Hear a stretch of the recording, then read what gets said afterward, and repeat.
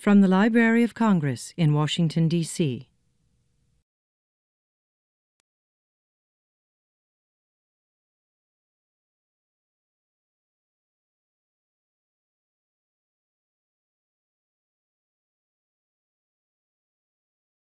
All right, everyone, get your coffee, settle in. I'm glad to see most of you back here today for the second day of our symposium, Collections, Collaborations, and Connections. I think we had a fabulous day. I know the staff felt very good yesterday about a lot of the discussion, and I'm really thrilled to see so many people kind of connecting, meeting each other, researchers talking with archivists. Imagine. So we've got another fabulous day. Again, I think focusing on our collections, and in particular, we're going to be really zeroing in on the wax cylinder collections of Native American material. And you'll be meeting some of the partners that we're working with these days, and I think going to find out about a really exciting project, a development that I think in some ways kind of brings the Federal Cylinder Project, which a few people referenced yesterday, brings it into the 21st century. But before we do that, we're going to hear a little bit more about the wax cylinder collections from Judith Gray, our senior reference specialist. Judith.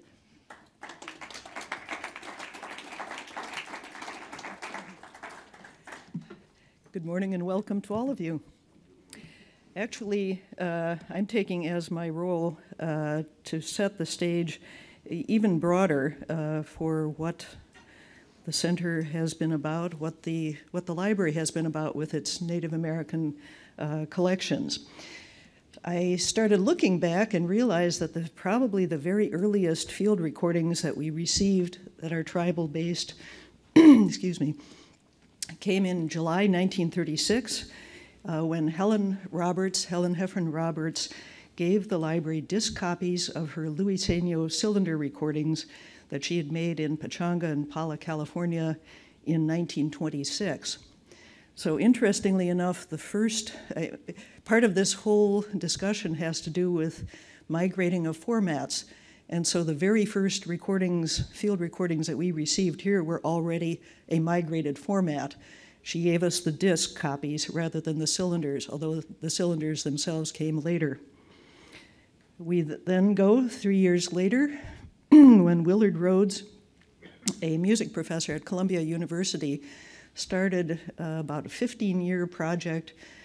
He had been hired by the Bureau of Indian Affairs to go out in the summers and to record contemporary Native song traditions. And he went all over the US in different years and collected many, many, many disc recordings all through the 40s. While the recordings were made for the Bureau of Indian Affairs, there was some sort of an agreement that they would be promptly deposited in the Library of Congress. And they are some of the best audio quality ones that we have that are early in that period. Then we have 1942, a rather interesting year as it turns out. Smack in the middle of World War II, but it was in that year in April when Alan Lomax recorded The Governor of Ysleta Pueblo here in the library's recording studio. All through the decades and such, many of the early cylinder recordings were actually made here in Washington, D.C. when people from visiting delegations were recorded here. And in fact, I believe we are essentially directly over the place where many early recordings were made. Alice Fletcher had a townhouse in this block on this side of the street back in the 1890s, and she recorded a great many people visiting at that point. So I think the cylinders which were here went elsewhere and elsewhere and elsewhere, have come back home, essentially. But we didn't get those cylinders until significantly later. But back then to 1942, April was when the Ysleta Pueblo governor was recorded. In September, the library had already begun releasing sampler albums of recordings in its collections. And in that year, the predecessor of this is the LP version, but it would have been 6/78 in an album, were released. The collection of William Fenton, Songs from the Iroquois Longhouse, recorded both in New York and in Canada. The project, or the recordings themselves, were made in 1941, and that particular recording project was sponsored by the Bureau of American Ethnology and the Library of Congress. So the library was already starting to gather tribal recordings at that point. That same summer, a woman named Henrietta Yurchenko documented Tarascan and Mestiza music in Michoacan, Mexico.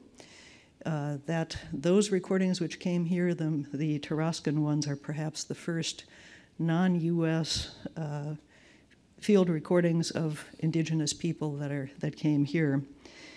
While that particular project of hers was not done in direct consultation or collaboration with the library, her subsequent projects from 1944 to 1946 were sponsored by the Instituto Indigenista Interamericano, the Secretaría de Educación Pública, and the Library of Congress. And in those years, she gathered documentation of Cora, Huichol, Seri, Yaqui, Tarahumara, Tzotzil, and Tzeltal songs. Then we get to 1948.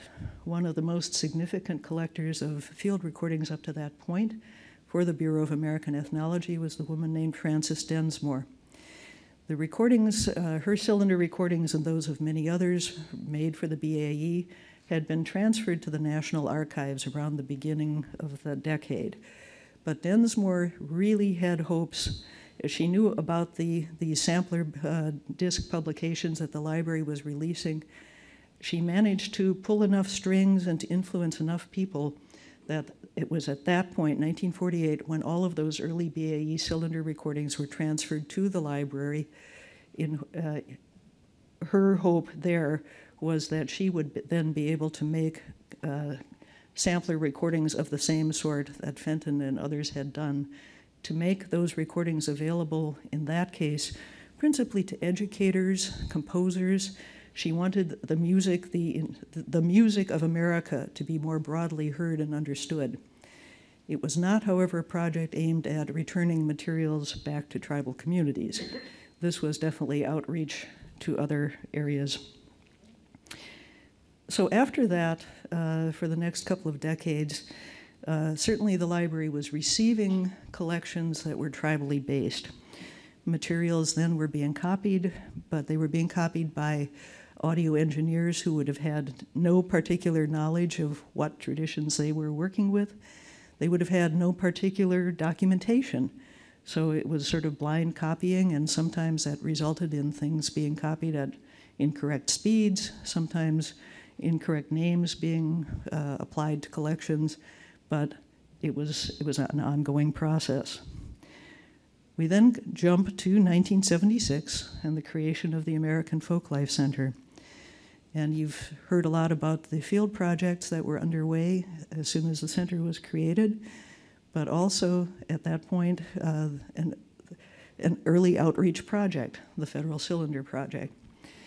And well, I came on in 1983, just at the time when a lot of the original cataloging and preservation had been done, and when people were starting to actually get into the process of dissemination. We got all sorts of good advice on how to do this, how to make this happen from various tribal experts. And in all, we probably visited at least 50 communities. We've sent materials to others. And at that point, I was guesstimating that in the course of any particular year, we were in touch with representatives from at least 70 different communities. The big project, though, was with the Omaha tribe. And here, both Alan Jabor and Carl Fleischauer had a big hand, working directly with the tribe, going back and forth, bringing tribal representatives, especially the tribal historian Dennis Hastings, here to DC, and having people going out and documenting the annual powwows in Macy, Nebraska. So that interchange, but that was then definitely designed to return materials to the communities, to the community of origin in this case. So in trying to set this up for what you're going to be hearing about FCP 2.0, or as I've been hearing it called, at that point then, through the original Cylinder project, we were working very much sort of an outreach from here to the communities. And in that, trying to find out what they needed, trying to provide technical assistance, trying to provide the materials themselves. But then I think things sort of shifted. At that point, into the 90s and more recently, it's been much more a process of collaboration and a process of having people decide when they need what from us. We can provide whatever they are asking for, but it comes, the initiation of most of these projects since then has come from the tribes themselves, from the communities, from individuals who are the culture keepers. And meanwhile, what we've been doing is having more and more collaborations with the National Park Service and the historic preservation grants to tribes. With Keepers of the Treasures was another aspect of that. You heard yesterday about Breath of Life. Many more partnerships being established between agencies, between archives, and between communities where the materials belong. And it is that which is so exciting to hear about the next project. So with that, I turn it over to you.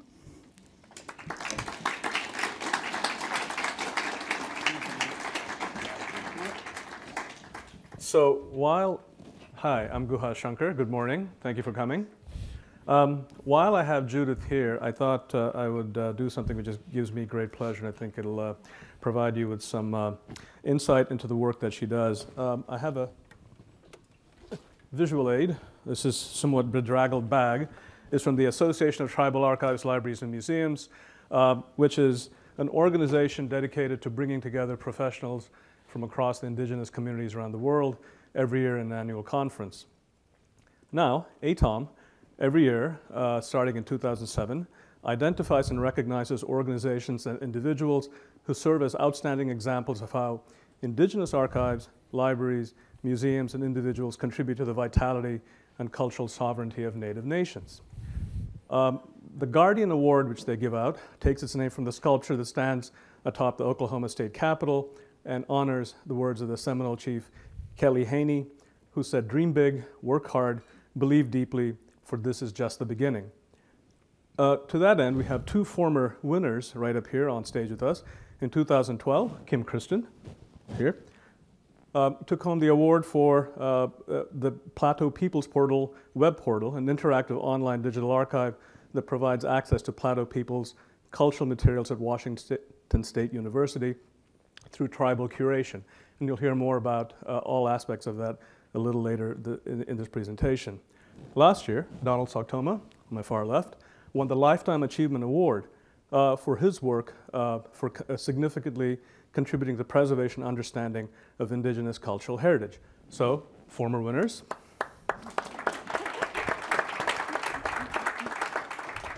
And in 2016, when all of you, I'm sure, are going to be at the on Tuesday, October 11th, at the Sheraton Grand Wild Horse Resort and Spa, you will be there, obviously, for the honoring ceremony for our very own Dr. Judith Gray, who has won the 2016 Honored One Award from the Association of Tribal Archives, Libraries, and Museums.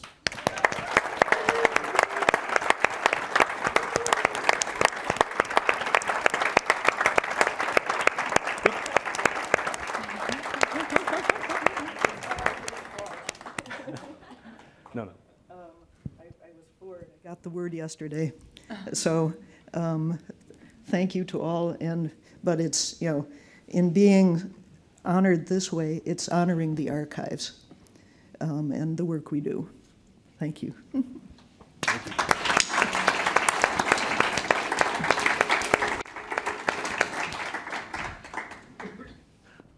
All right, so now to the panel at hand, and I'm going to spare you the details of these distinguished individuals' bios. You have them online. I'm sure you've consulted them eagerly over the course of the last week or so. But starting to my right, Donald Soctomah from Passamaquoddy Nation in Maine. James Francis from the Penobscot Nation of Maine also. Jane Anderson from New York University and founder and developer of the traditional knowledge labels through localcontext.org, which you'll hear about, and the aforementioned Kim Christen, who is from Washington State University and the conceptual genius behind the MUKADO content management system. Okay, so, that's sorry, it's early in the morning and I've had too much coffee, I think. So I'm going to turn it over to them basically to tell you about this project that we've initiated called Ancestral Voices. It's a project that we started as a pilot project with the Passamaquoddy Nation of Maine. We initiated it we actually developed the program about 4 years ago under the behest of the former Librarian of Congress, Dr. James Billington, and we've carried that through in partnership with the very fine and expert staff at the National Audiovisual Conservation Center out in Culpeper, Virginia. The audio engineers have been working assiduously on the collection of Jesse Walter Fuchs's 1890 field recordings of Passamaquoddy people. We have taken at least the second pass on this particular set of materials, but 20th century technology yielded reel-to-reel tapes and cassettes. We have now gone back and transferred those materials using cutting-edge tools in order to bring it into the digital domain. And you will hear an example of that when Donald speaks a little later in the presentation. This is a collaborative preservation, digitization, and access project, which consists essentially of the central aspects involved: digitally reformatting analog media formats in order to recover and preserve the recorded voices of Native peoples, to develop curatorial protocols that address community cultural practices and perspectives regarding use and access to unique cultural materials, as well as digital access tools that embed Native American cultural knowledge about and descriptions of the content of the recordings in library collection records to the extent possible. I'm going to forego for now the work talking about the work that the library has done in terms of the digitization of the materials, but to tell you a little bit about the technology and have these folks explain in their own words what the digital tools enable us to do in terms of providing an interface between the library, archives such as ourselves, and Native peoples. Without necessarily calling into question our own methodologies, it must be said that there's a certain amount of agility which external parties can employ in terms of digital technologies, which the library, for many reasons, is not able to do. Not for lack of trying, but just the way the technology works to a certain extent. And one of the things which is amazing to me is that all of the resources of the library are brought to bear on projects such as this. As Lintha and Terry Eiler were saying yesterday, these materials have been lying around, and to paraphrase my colleague John Bishop's evocative words, in a lead-lined vault somewhere out in Culpeper, Virginia. And 40 years later, they're able to see the fruits of their work through the digitization project that Anne Hoog has been championing here at the library of the field surveys. Likewise, the materials which have been, the Fuchs recordings have a much older genealogy, but again, in the 21st century, we're now able to hear some of the fruits of that digitization work and bring 1890s recordings up to date in 2016, which I think is pretty fabulous. I mean, 126 years after the fact is a pretty interesting stretch of time. So this project's envisioned as a proof of concept. It's already bearing fruit, and I'm going to just cut myself off there and turn it over to Kim, who's going to start the proceedings, and we're going to go through with Kim, Jane, James, and then Donald. Take it away, Kim. Okay. Thank you, Guha. Okay, I am on. Thank you, Guha, and Nikki and Betsy, wherever you are, for the invitations, and a big congratulations to Judith. It's a well-deserved award, and I know you were one of the first people I met here at the Library of Congress, and I know you've just been working tirelessly on this stuff, so congratulations, well-deserved.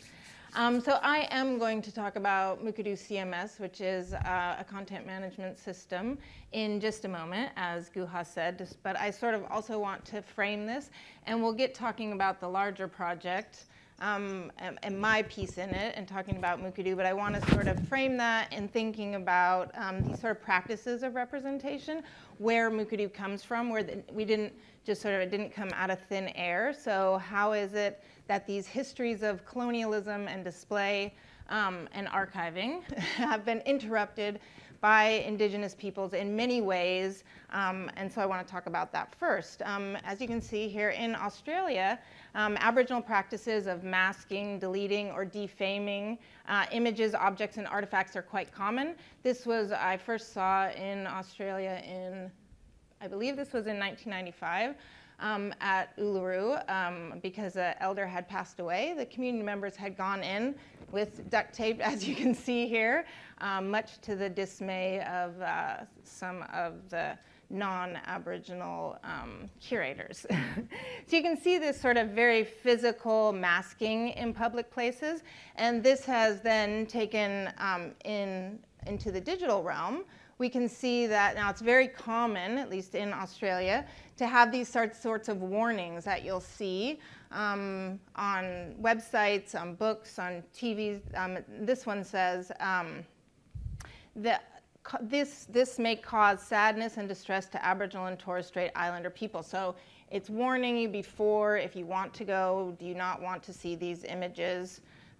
In Canada, the Musqueam Indian Band's online place name and archive exhibit requires visitors to accept their terms for viewing. And I love this because it's a twist on terms of service. This is their terms for viewing Musqueam places and hearing Musqueam stories in the Hunkaminam language. So you actually have to accept, and only upon accepting, which includes being respectful, and then not reproducing any portion of the site without permission. But it starts that you're actually, you're obliged to act in a certain way by accepting these terms. And so I think whoever came up with that in the Musqueam Indian Band also deserves an award, I think.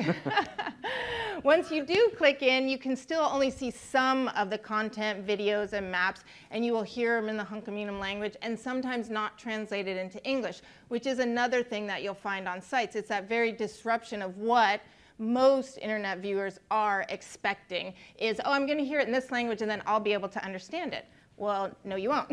Or you can go and talk to somebody and learn about it. At the Northwest Museum of Art and Culture in Spokane, where I work, I don't work at the Northwest Museum of Art and Culture, but in Spokane, there's a room where access to some materials are restricted to the general public. So you can see sacred room, restricted access. So all of you, this is just a small sampling of what's out there when you start to look for these sort of interruptions to our viewing practices. They're visual reminders of that sort of really tactile, material, and embodied ethical practice about not seeing and not retelling, or retelling in a different way. And all of those, I think, call into question our assumptions about knowledge acquisition, how we learn. We should be able to see to learn, especially in archives, museums, and libraries. These are very visual and oral places, and we're expecting those things to be open. So these actually help us think differently, though, about the circulation and access of content in archival collections and when they are digitized. So MUKADO CMS fits into this landscape of interruption and different modes of access and circulation by providing a tool that allows communities, however those communities are defined, to use their own protocols for viewing, sharing, and managing digital materials. MUKADO is the Warramungu word for dilly bag, and the dilly bag traditionally held sacred items, and the elders had to open up the dilly bag for the younger generations, but the younger generations also had to ask and elicit those. And so it's about a conversation. It wasn't about opening up or keeping closed. It was about that conversation, a dialogue, and sharing cultural knowledge between generations about respect. And so it was by the Warmungu elder that I worked with, Michael Jumbin Jones, said the dilly bag is a safe keeping place. And he also wanted MUKADO, the system we created in 2009, to be that same sort of safe keeping place that invites dialogue, that invites conversation, that's about sharing, but sharing in a proper way.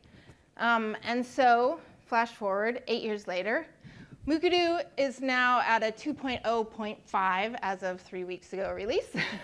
Only those of you in the throes of software releases know that that really matters in any kind of way, but yay, us.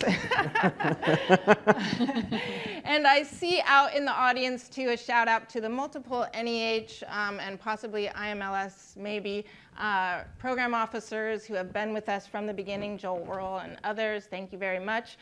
We were funded initially by an NEH startup grant and have been funded by IMLS over the last few years. And also Library of Congress and AFC and Guha were one of the first to jump onto this notion, well, how do we do this? How do we think about this in this other context? So MUKADO is now a free and open source piece of software that's now totally configurable. So it started out for one community in the outback of Australia, 800 people serving a very specific need with very specific protocols. So how do we take that and scale that up?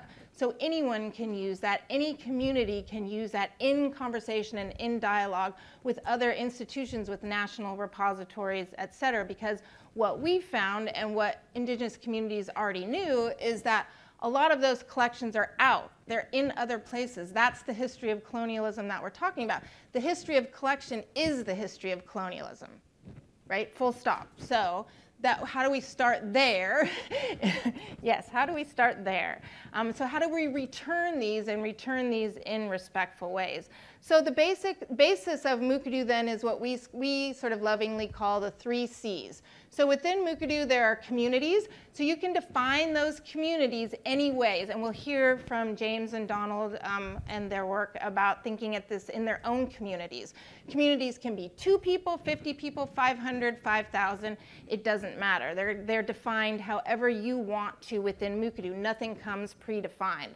The second thing is these cultural protocols. So the communities are the who of MUKADO, the cultural protocols are the how. And this is where it happens. How do you want those materials accessed? So we've seen lots of different cultural protocols over the years from communities, gender, kin, clans, medicine societies. And now that we're working with more tribal museums and archives, we're also seeing things like to be vetted, or tribal council, or our curators, and then those can be layered. And so you could have one particular image or a song or a video that might only be able to be heard or seen by women from a certain clan at a certain time of year. So it can get to that really granular level of access between open and closed. And this happens for every piece of content within MUKADO. Everything has to have a community and a protocol. There is no default. And then finally, categories. The categories are the what of MUKADO. And so we don't have any predefined system within MUKADO for categorization. So librarians and archivists, close your ears. I know that hurts your head to think about. There are no control vocabularies in there. Communities can, if they want, use Library of Congress subject headings, but we found very early on that those don't work. That a one bucket for Indians of the Pacific Northwest does not work for the range of communities. So that's very important also to turn that history again on its head. And so within MUKADO, you can customize these in any way. So let me give you an example. This comes from the Plateau People's Web Portal that Guha mentioned earlier. We're in our 8th year now of the Plateau People's Web Portal. We work with the Northwest Museum of Art and Culture, and this is and the Warm Springs community in Oregon, and they chose this bag to be digitized. So you can see we have the Northwest Museum of Art and Culture. This is their metadata that came. This is all anybody knew about this basket at the museum, obviously. And it's very sort of standard museum metadata, and the text says, a round, twine, cylindrical corn husk bag. That's great. I'm okay with that. You know, if that's as much as we have. However, after consultation with the Warm Springs community, they added their own record. So visually, you see I've just moved from one tab to the other. It's not hierarchical. It's not a comment. It's another record. And in this record now, the Warm Springs record, we have their title. It's not a root basket. It's actually the duck basket. We have their protocol. This actually says Warm Springs Public Access. So public is not a default. The protocol has to be added to the item. And that's very purposeful on our part because public is one way of sharing only. And there's the Warm Springs actually have about 8 protocols, but I'm only showing you the public access ones, obviously. And then they have their TK label, which Jane will talk about later, so I'm not going to. But then you can see here there's a cultural narrative and an oral history that was given by 3 members of the Warm Springs community. And in addition to that, we have a video that they created. Yeah, to me, this looks like a legend on this bag. After you look at it and see that this is Spiliai for legendary, then the khat, the ducks. Back in those days, you know, the people themselves argued over how the duck made its sound. And he says, no, it goes like this. The other one says, chow, no, it goes like this. And Coyote was listening to them. Pretty soon they separated. The people divided up because the ones that agreed this is the way the duck makes a sound, and the others said, no, it's this way. So they divided up and left. One lived somewhere else. My grandpa used to say that one of these days I know I'm going to go north and I'm going to hear Wasco people talking, and it'll be our long lost relatives. See, here they are talking. Yeah. They talk in. That's you need to take a picture and tell a story like that.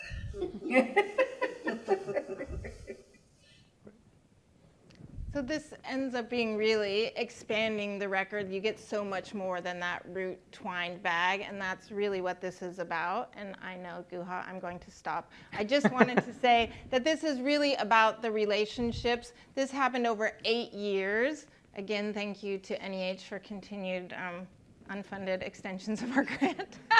But because it is really about building these relationships. You don't walk in and sit down with elders and they're going to tell you a story. This was over 8 years. And so the work of this, although the digital seems really fast, it's not really fast, and that's okay. It's slow. If we have 10 of these, again, we have, I'm not even, people ask me about, anyways, I'm going to stop now. So I know. Sorry. Okay, so.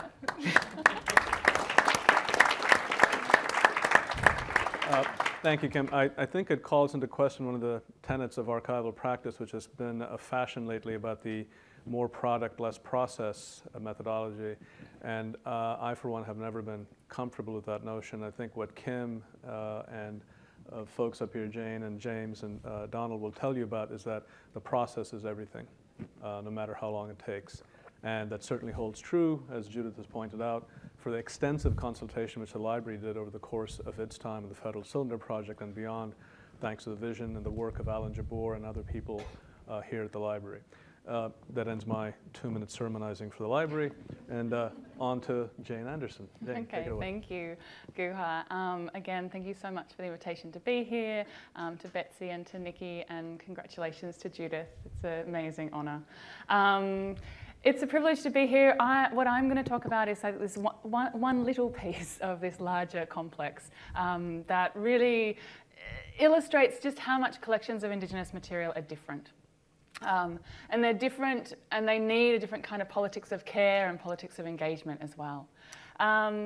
So if we think about the conditions under which a lot of this material was collected, we also have to acknowledge, as Kim mentioned from the beginning, that those conditions were uneven and unequal. The research practices that were in place at that time did not allow Indigenous names to be necessarily included in catalogue entries, but the part that I'm going to focus on, which is where I come into it, is around the intellectual property rights, around the copyright. The way in which copyright has historically actually functioned as a tool of exclusion that has meant that Indigenous people are not the owners of this material to start with, and therefore now in the present have very difficult challenges in terms of setting conditions for access and for circulation. So one of the kind of encounters that we have with intellectual property law is that because researchers were the ones with the equipment and the ones who did a lot of the documentation, they became kind of accidental owners, is how I term this. They didn't necessarily know that they were going to become the owners of this material, the legal rights holders, just because they pressed play on the sound recordings or that they took the photographs. That's an accident of kind of copyright ownership. And copyright is largely disinterested in what the content is. It's kind of just how that body of law functions. And what adds to that complication in the present is that copyright law has very distinct forms of protection for different kinds of materials. So for instance, photographs are protected for some periods of time. Sound recordings are protected for another period of time. Manuscripts are protected for another period of time. So if you're from an Indigenous community coming to deal with one person's collection, which is largely made up of sound recordings, photographs, and manuscripts, you're dealing with quite complicated areas of copyright law that you have to then navigate and negotiate. So for example, in the United States, just as kind of one example, and that really matters for kind of the issue of sound recordings that we've been discussing, sound recordings are largely protected until 2067. So even the earliest sound recordings that we're going to be talking about today from 1893 are still under protection until 2067. That is an inordinately long period of time to having to be thinking about what that protection means, to be getting permissions and to be negotiating that kind of term of copyright protection period. So the intervention that we came up with, and it was largely in response to this problem of who owns materials and what does that mean for control and for access and for circulation, was to think initially about coming up with a set of very specific licenses for Indigenous material. And this is kind of came out of the MUKADO project. It was an issue that came up for communities that were having their material returned back into MUKADO. But we kind of struck a rather significant problem in that first iteration of developing this project around the traditional knowledge licenses. And that was that Indigenous communities largely don't own that material. And if you don't own that material, you can't create a license around it.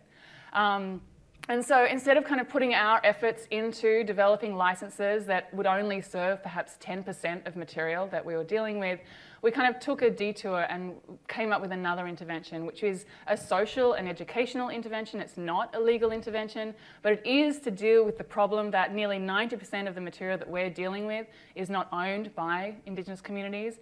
And yet there is still a need to deal with those problems of authorship and ownership and circulation in a way that kind of counters these historical legacies of exclusion. And so we came up with the Traditional Knowledge Labels project. So local context is the platform that we established, which is kind of it's got two purposes. The first is kind of an educational framework, educational in terms of providing information about intellectual property law, about copyright, giving kind of people capacity to make informed decisions about when to use copyright or when not to use copyright. What do the terms of copyright mean? There's a whole educational resources section that we are slowly developing. And I should also say this project has just received an amazing grant from the NEH, so we're incredibly grateful for that in order to keep it moving along. And so the first part of the local context is to provide these educational resources, to provide tutorials to help people understand, because copyright is a complicated area of law. It's a complicated area of law for everybody, not just Indigenous communities. So we want to trying to really find that way to provide those resources that can be really used usefully. But the second part of the intervention are these traditional knowledge labels, and they're probably the most exciting part of this project. At the moment, we have 13 labels that we've developed, though recently we're working with James with Penobscot, and there's another 2 labels that we're going to develop out of that work, which James is going to talk a little bit about presently. But what's interesting about the labels is because they're not legal, we're allowed a little flexibility in what we can kind of label. And they really, we might want to see the labels as external protocols. So we have labels for attribution. Attribution allow names to come back into the record. So much of these collections, they have not got Indigenous names with them, either the name of the community or the names of the individuals who are actually recorded. You might find that way down in the notes, but it's not at the top when you actually are searching for that material. We have a label for different kinds of uses. So much about these labels is less that they're used internally, though they are used internally to help communities navigate this material within a system like MUKADO, and you saw the TK attribution label. They're really for external users who encounter Indigenous material in all kinds of contexts. We have an outreach label that is largely about sharing, conditions of sharing. What do those conditions look like? When we initially imagined this project, we had a sense that what we would create on local context was kind of a template, a guide. What could you use this label for? I mean, also at a theoretical level, we were struck with a dilemma of how do you standardize something at the same time as allowing for the unique expression of community ideals and decision-making within that label itself. And I'm going to show you an example of how that's kind of working. But this is kind of the framework that we developed that allows you to kind of see why would you use this label and the TK label description. And for this one, for attribution, and again, it's important that it's not authorship. It's important that it's not ownership. And we're really seeking to kind of like, again, twist these ideas of what attribution and authorship and authority over cultural material is. And this label description reads, I can't see it, so I don't. This label is being used to correct historical mistakes or exclusions pertaining to this material. This is especially in relationship to the names of the people involved in performing or making this work and or correctly naming the community from which it originally derives. As a user, you are being asked to also apply the correct attribution in any future use of this work.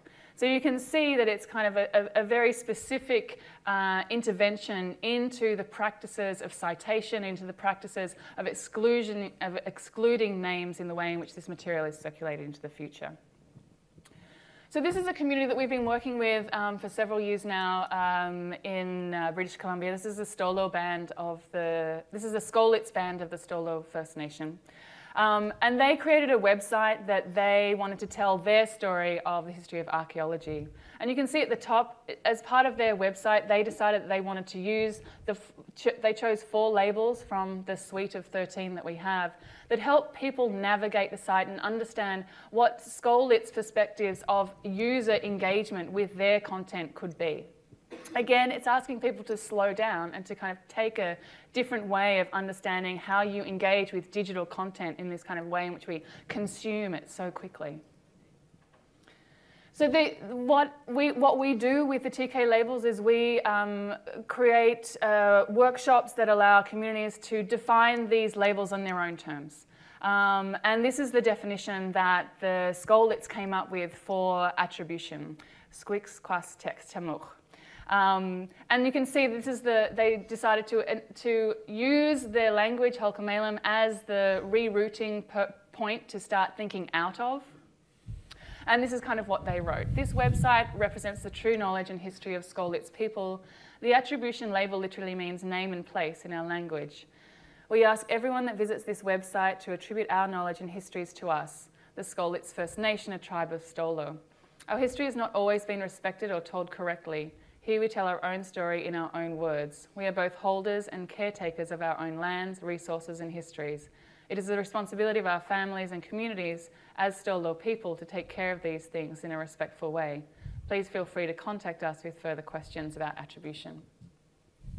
So in that website, which is going to be launched in October, I believe, it's had so much consultation involved in it, so they're kind of slowly being assembled, but it's an amazing website where you can really see how they've actually put these labels on their content and really asking people for a different kind of understanding of how this material could be used and accessed and circulated on Skolits terms. And that's kind of what these labels do. They reorient the terms of engagement.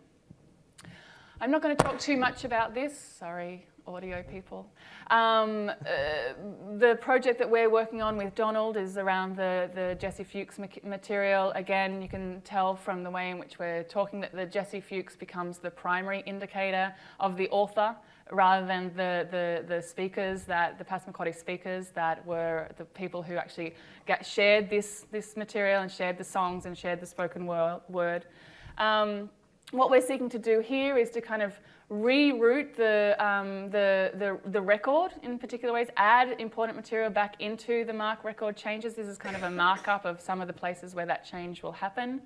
And then this is a mock-up of where those labels will be placed within the kind of Library of Congress catalogue system.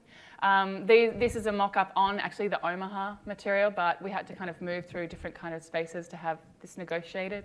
But just to give you a sense of what having that label in there starts to do and what it starts to look like. We also have developing an adapter that allows communities to develop their own labels without us being present, which is really important. We don't have time to discuss that now. I'll kind of hand over to James.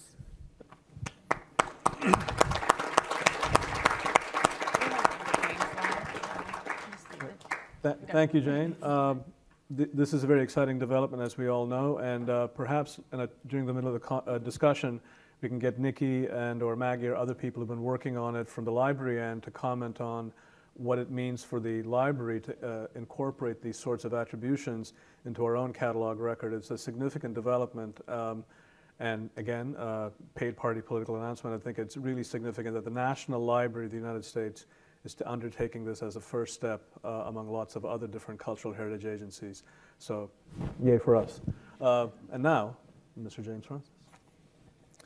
Well, apparently I don't have a slide for myself, but... I can add one in while you're talking. So just a little bit about our community and how we kind of lived. Will give us some context about why we kind of move forward the way we do. We were a very mobile society, moving seasonally across the landscape in a very sophisticated migratory patterns. And when fall would come and into the winter months, we would gather in kinship groups. So you were with your family, matrilineal, and with your family. And it was during those winter moons when stories and oral histories were passed down. And so what happens, and when you start looking at the history of our community, from our community, they come down through familial lines. They come down through family lines. And so when you fast forward to today, when you have a Cultural and Historic Preservation Department, which I am the director of, it's not about us like gathering up all this information and holding all this information, because that's outside of the cultural norm, because this information falls within family lines and it belongs to those families. But how do we as a department foster and help share that information with the broader community? And so given the MUKADO really gave us this really safe platform to be able to set the protocols, on our terms, whether it's, familial lines, if they want to share it outside of that. But one of the things that we did when we sat down and started looking at the TK labels was to create a community voice label. And what we really are looking and excited about with MUKADO is to take a historic photo collection that we have, and also photos of material culture, and really start to elicit from the community voice about that stuff. It isn't up to the Culture and Historic Preservation Department to be the be-all, end-all of all information about Penobscot. We want a community voice. We want to hear from, my grandmother or their grandmother, or just people living in California who are tribal members. And this digital platform allows us to do that and to share safely a story that is very intimate to your family, and only share it with either your family or with the broader Penobscot community. And so what happens over time is these stories start to snowball, and we start to have our history unfolding before us.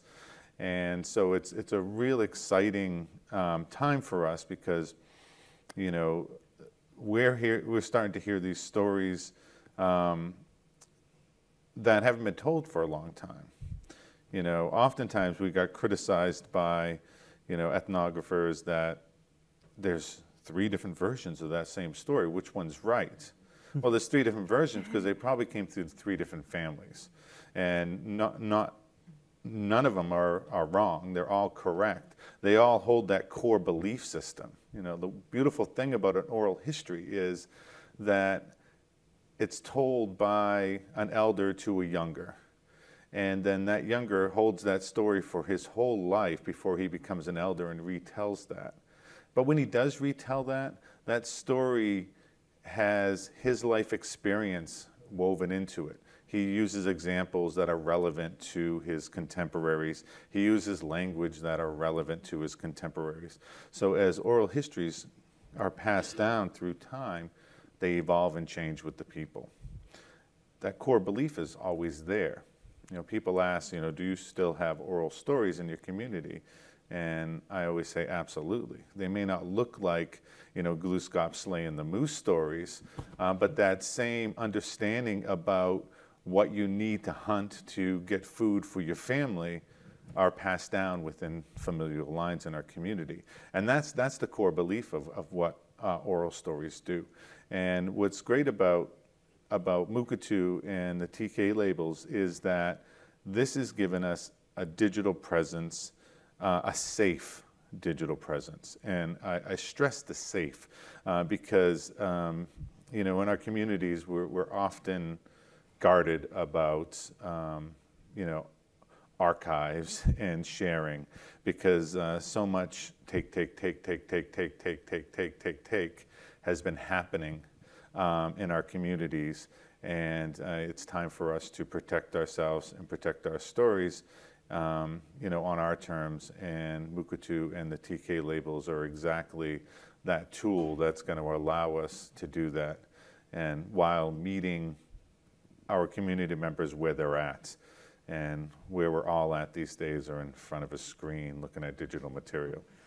So that's all I have to say. I just wanted to thank these lovely ladies for bringing this technology to the communities. It's changing our community for the better. Thank you.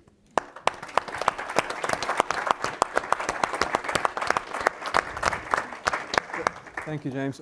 Parenthetically, I'll note that both Donald and James and other Native community members will be here this week visiting the archives of the American Folklife Center, also our colleagues in the manuscript division here at the library, but also going out to our friends and colleagues at the National Anthropological Archives of the Smithsonian and the Museum of the American Indian.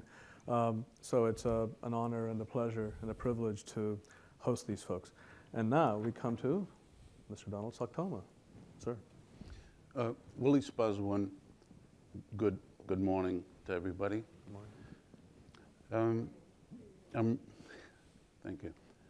I'm really honored to be here. I'm really honored to be engaged in this activity because it's bringing voice back to our community. About 100 years ago, our community was 100% fluent. Today in the language, 10% of our population are fluent speakers in the Passamaquoddy language. But the life expectancy in our tribe is right around 50. And so we have a problem with our fluent speakers are really dying at a fast rate. So that makes our job more important because we have to reach out to the community in a short amount of time. We recently had a man pass on. He was 99. And he was the leader of the language revitalization in our community.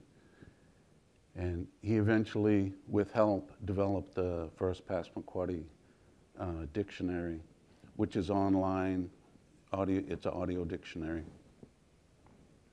But he was our link to these wax cylinders. 99, his godfather was one of the speakers in the wax cylinders. So we were able to, just by listening to him talk, tell us exactly what he was saying. Because in 100 years, voices change. 100 years ago, French was our second language. So when somebody's speaking Passamaquoddy, they're going to have a little French accent. Well, today, pretty much English has taken over everything, and the accent's a little bit different. And so if you don't know that, you sort of get lost in the wax cylinder recordings. So it's a real treasure for these to come back to the community. 100 years ago, not only our language was declining, but our ways had to go underground. I was interviewing this elder one time, and she told me, she said, when the lights went out at the convent,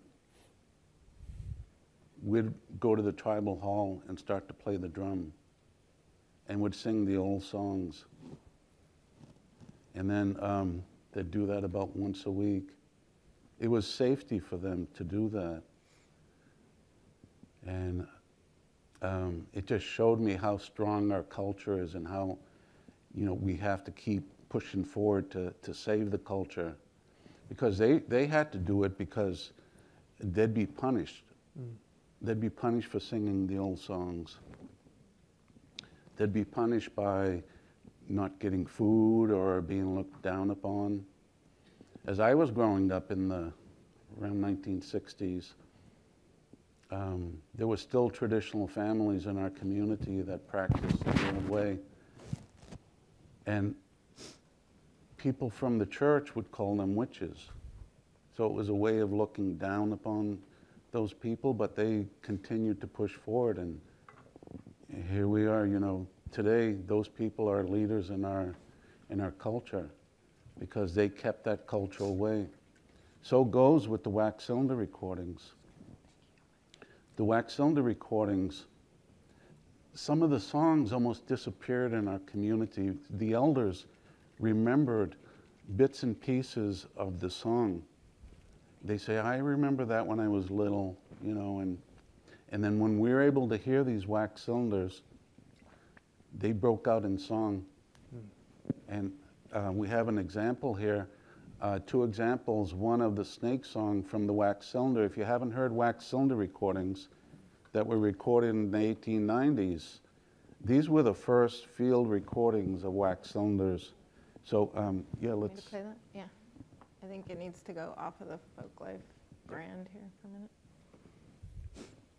Okay. Snake song and description by Newell Joseph of the Passamaquoddy tribe at Talas, Maine, March the 18th, 1890. Hello, get to work on it. So that old nothing west out there. They won't get away. Why just get this stuff? I just be quiet. I do that get to work on it. So that how long then it's walking. No like we forced Stephen.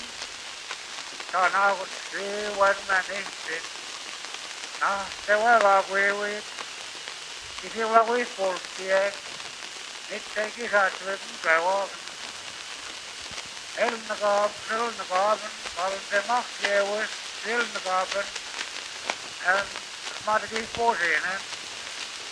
Just to get 40, yeah. Now, I don't think this smoke on it. Get up for that step and this smoke to walk. That's the language part. So, you know, today this is played during our ceremonial days. The snake song is a very powerful song. A lot of the tribes across the nation and in Canada do the snake dance. And the snake is a very powerful creature. And I want you to hear, one of our singers heard this song for the first time. And thoughts of her youth and thoughts of hearing bits and pieces of the song came back, and she broke out into a song.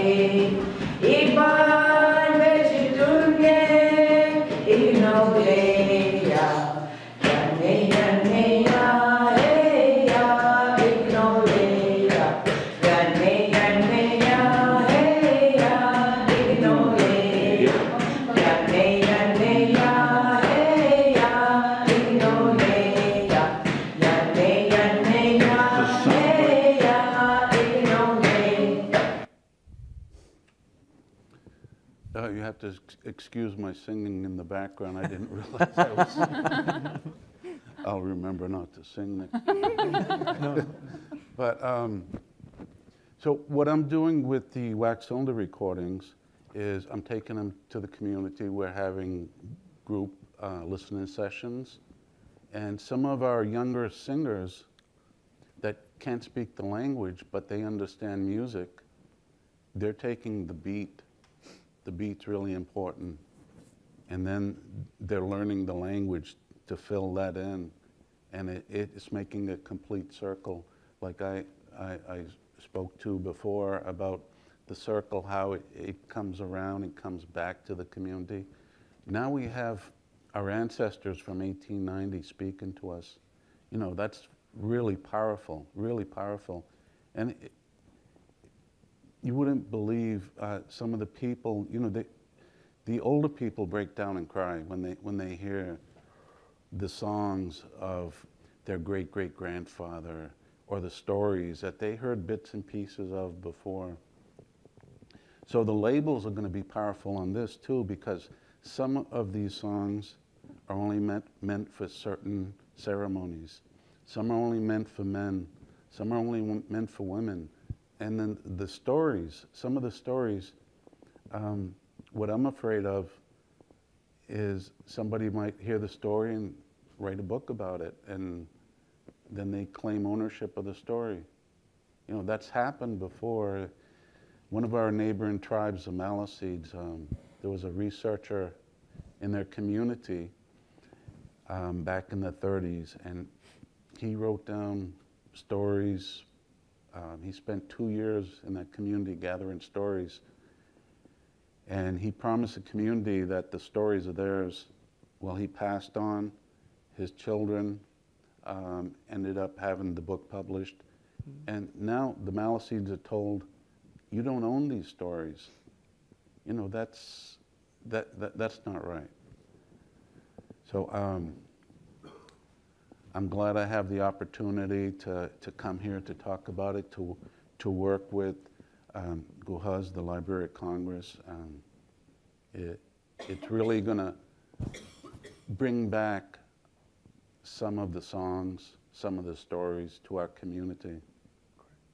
Thank you.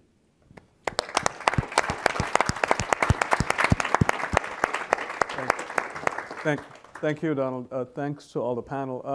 I just wanted to make note that that particular session was filmed at a community consultation visit that Jane and Kim very kindly invited me along to in March. Was it March? Something like that? Which was actually quite phenomenal. March, something like March that. Or April. March or April. So we were not but about 100 yards away from where Jesse Walter Fuchs recorded Newell Josephs and Peter Selmore, the two men you hear on the recordings of the Passamaquoddy. I thought that was a pretty special moment. I'm going to open up the questions. I think I see some nodding heads and some other people.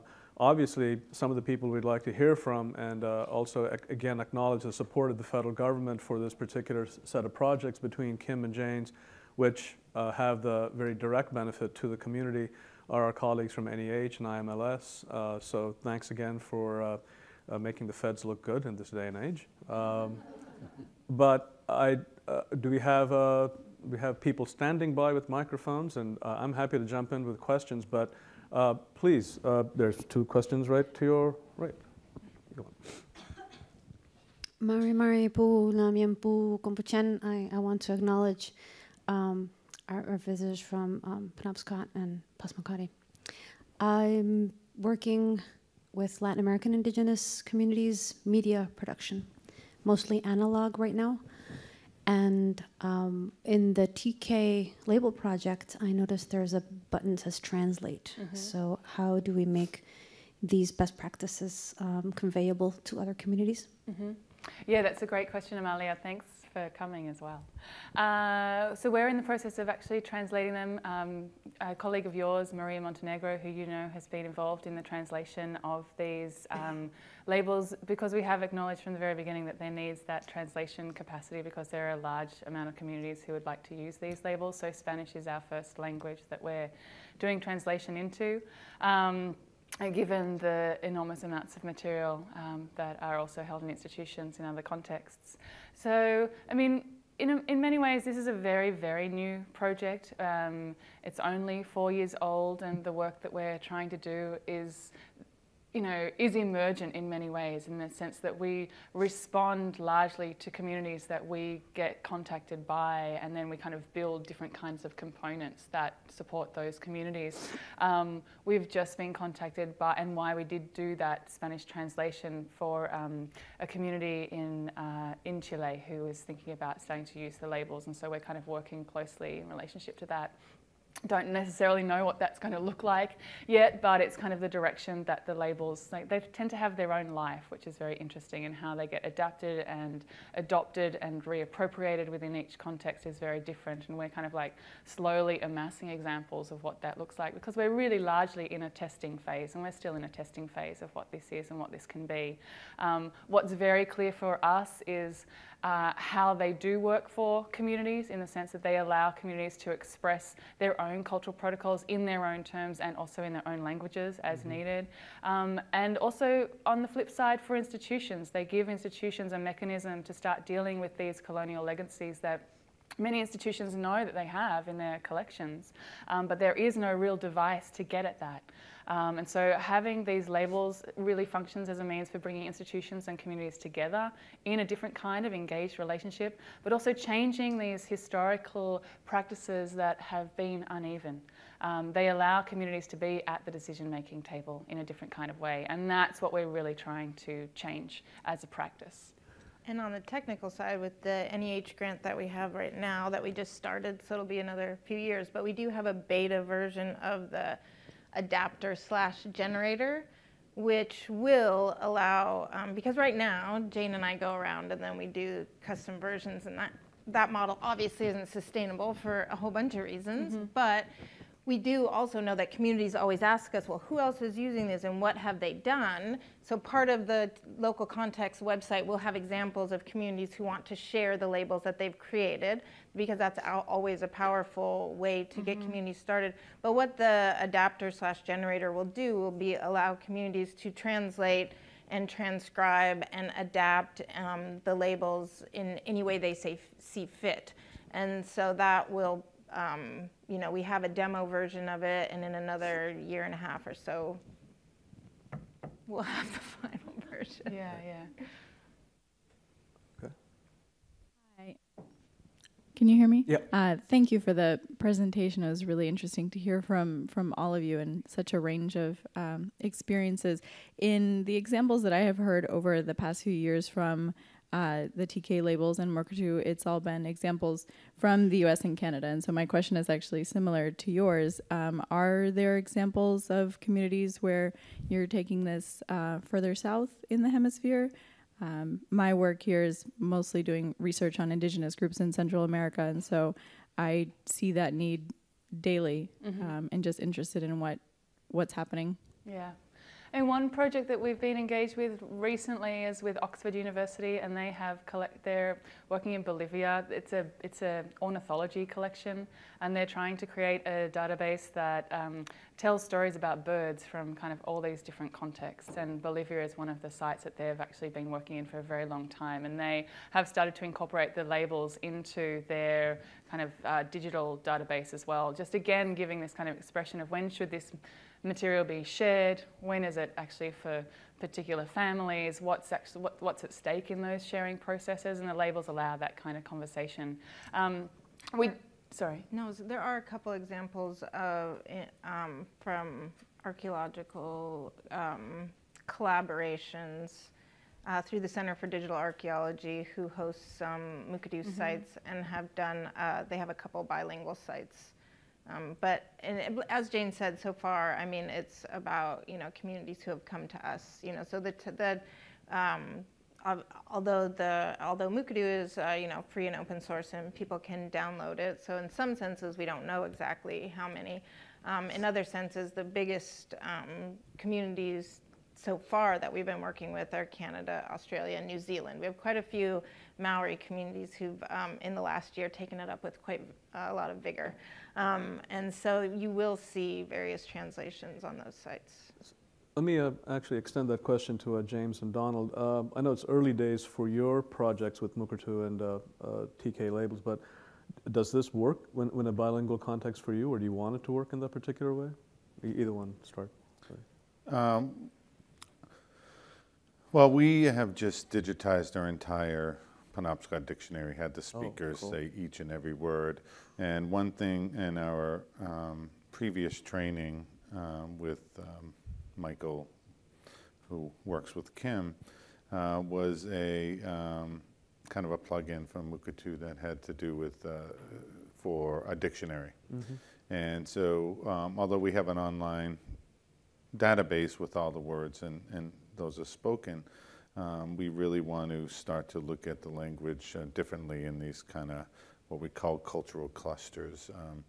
You know, I had an elder once tell me to truly understand the culture, you must understand the language, and to understand the language, you have to understand the culture. And it always seemed this kind of catch-22, this paradoxical thing where, you know, which way do I go?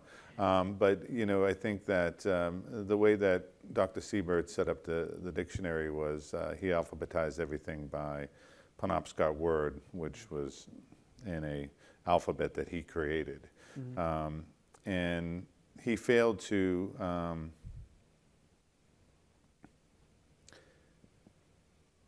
kind of decode the words. So if there's a word for salmon, it just says Atlantic salmon, you know. So here's the Penobscot word for Atlantic salmon. Then in English, it just says Atlantic salmon.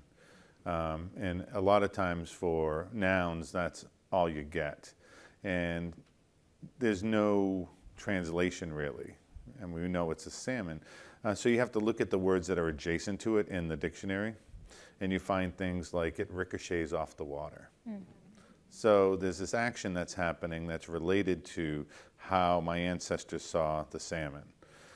So these kind of cultural clusters are really important, and I've been thinking about how we can use the platform of MUKADO to kind of start that work of decoding some of that, because it, you know, there's a lot of healing that has to happen in our community. We don't have the luxury of having 10% of our population be speakers, as the Passamaquoddies do. We're in, you know, dire straits as far as that's concerned. So there's a lot of healing that has to happen in our community around language loss. And so language is really kind of held closely to those language keepers, and really want to share it within the community. And so MUKADO is, you know, really seen as a platform that is going to allow us to share it with only those who we want to share it with. And I think translation is just a really interesting question within the project in and of itself, particularly when you saw the Skolitz translation of attribution, which was name and place. When we were recently working with you, the translation of attribution was this is the correct way.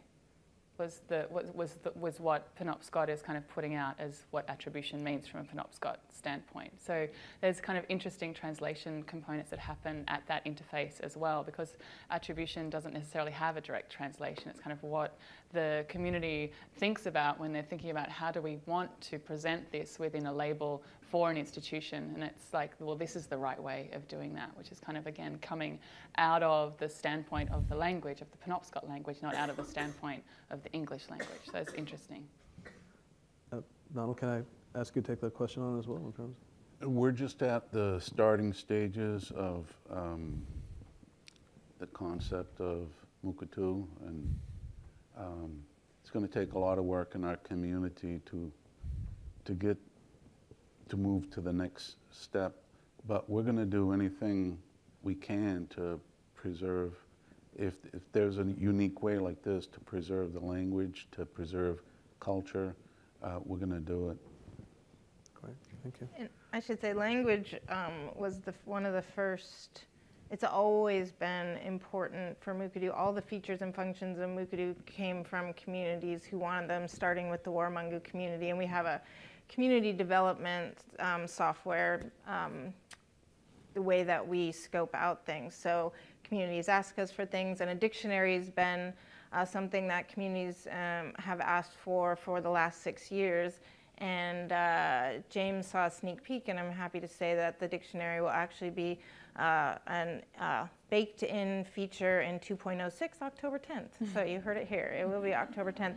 The reason it takes so long is that, I mean, part of it, yes, is technical, and part of it, yes, is money. I'm not saying that, but part of it is imagining what a dictionary means. Some of these are, it's a very sort of Western and colonial, this listing, and we've had to think, how can we make something flexible enough for Penobscot, for Maori, for Zuni, all these communities who we're working with. So we took a lot of input, and we have to make it as flexible as possible while also making sure that it upholds the, sort of cores, the heart and soul of MUKADO. So every word can have a protocol on it. And this was important, and this came out of my first work in Aboriginal communities in Australia. That's central. It's like the words themselves, they're not open and out there. And so there are many things that couldn't be heard by other people. And so ways to do that, and also to make it this sort of rounded experience with audio, with video, for learning, for all these different things. So it is something, language is,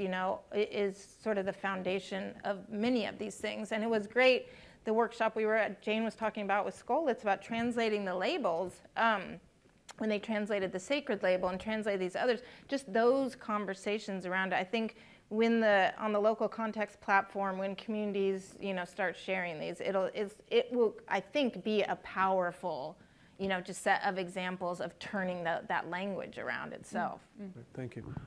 Jesse? Yeah, good morning. Thank you so much. This is a wonderful panel. And I guess on behalf of my NEH colleagues and other funders, it's always wonderful to hear about the work that we've supported, but mostly congratulations for such powerful impacts. But speaking from a personal capacity, Kim, you said made a powerful statement. I think that the history of collecting is the history of colonialism.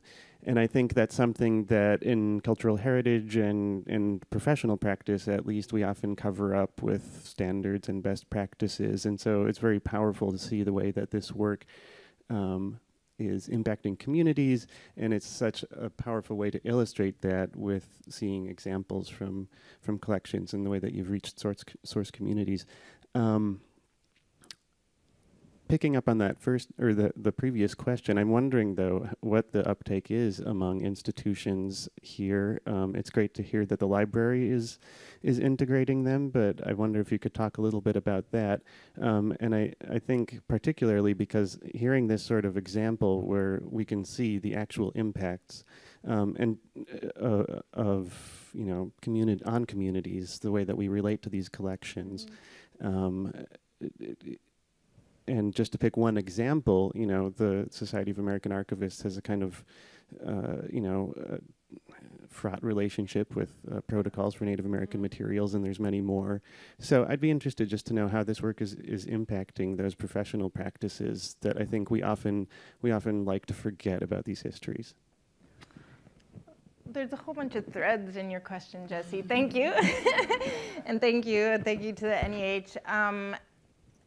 So I was going to sort of go on a rant there at the end about standards, about about impact in these, because I get asked, and I'm fine because I know the impulse is, well, how many? Well, how many? And I get that. I do understand that, but that's only one way to measure impact. And I get emails from people, how many people are using MUKADO, or how many people are using Portal, or what's your data on the Portal? It's like, I could go look at the analytics for the Portal, and I actually just really just didn't answer. I just blew someone off there because I got tired of them, because I don't want to answer how many pieces of content are in the Portal after 8 years, how many this, because it doesn't matter. The relationships matter.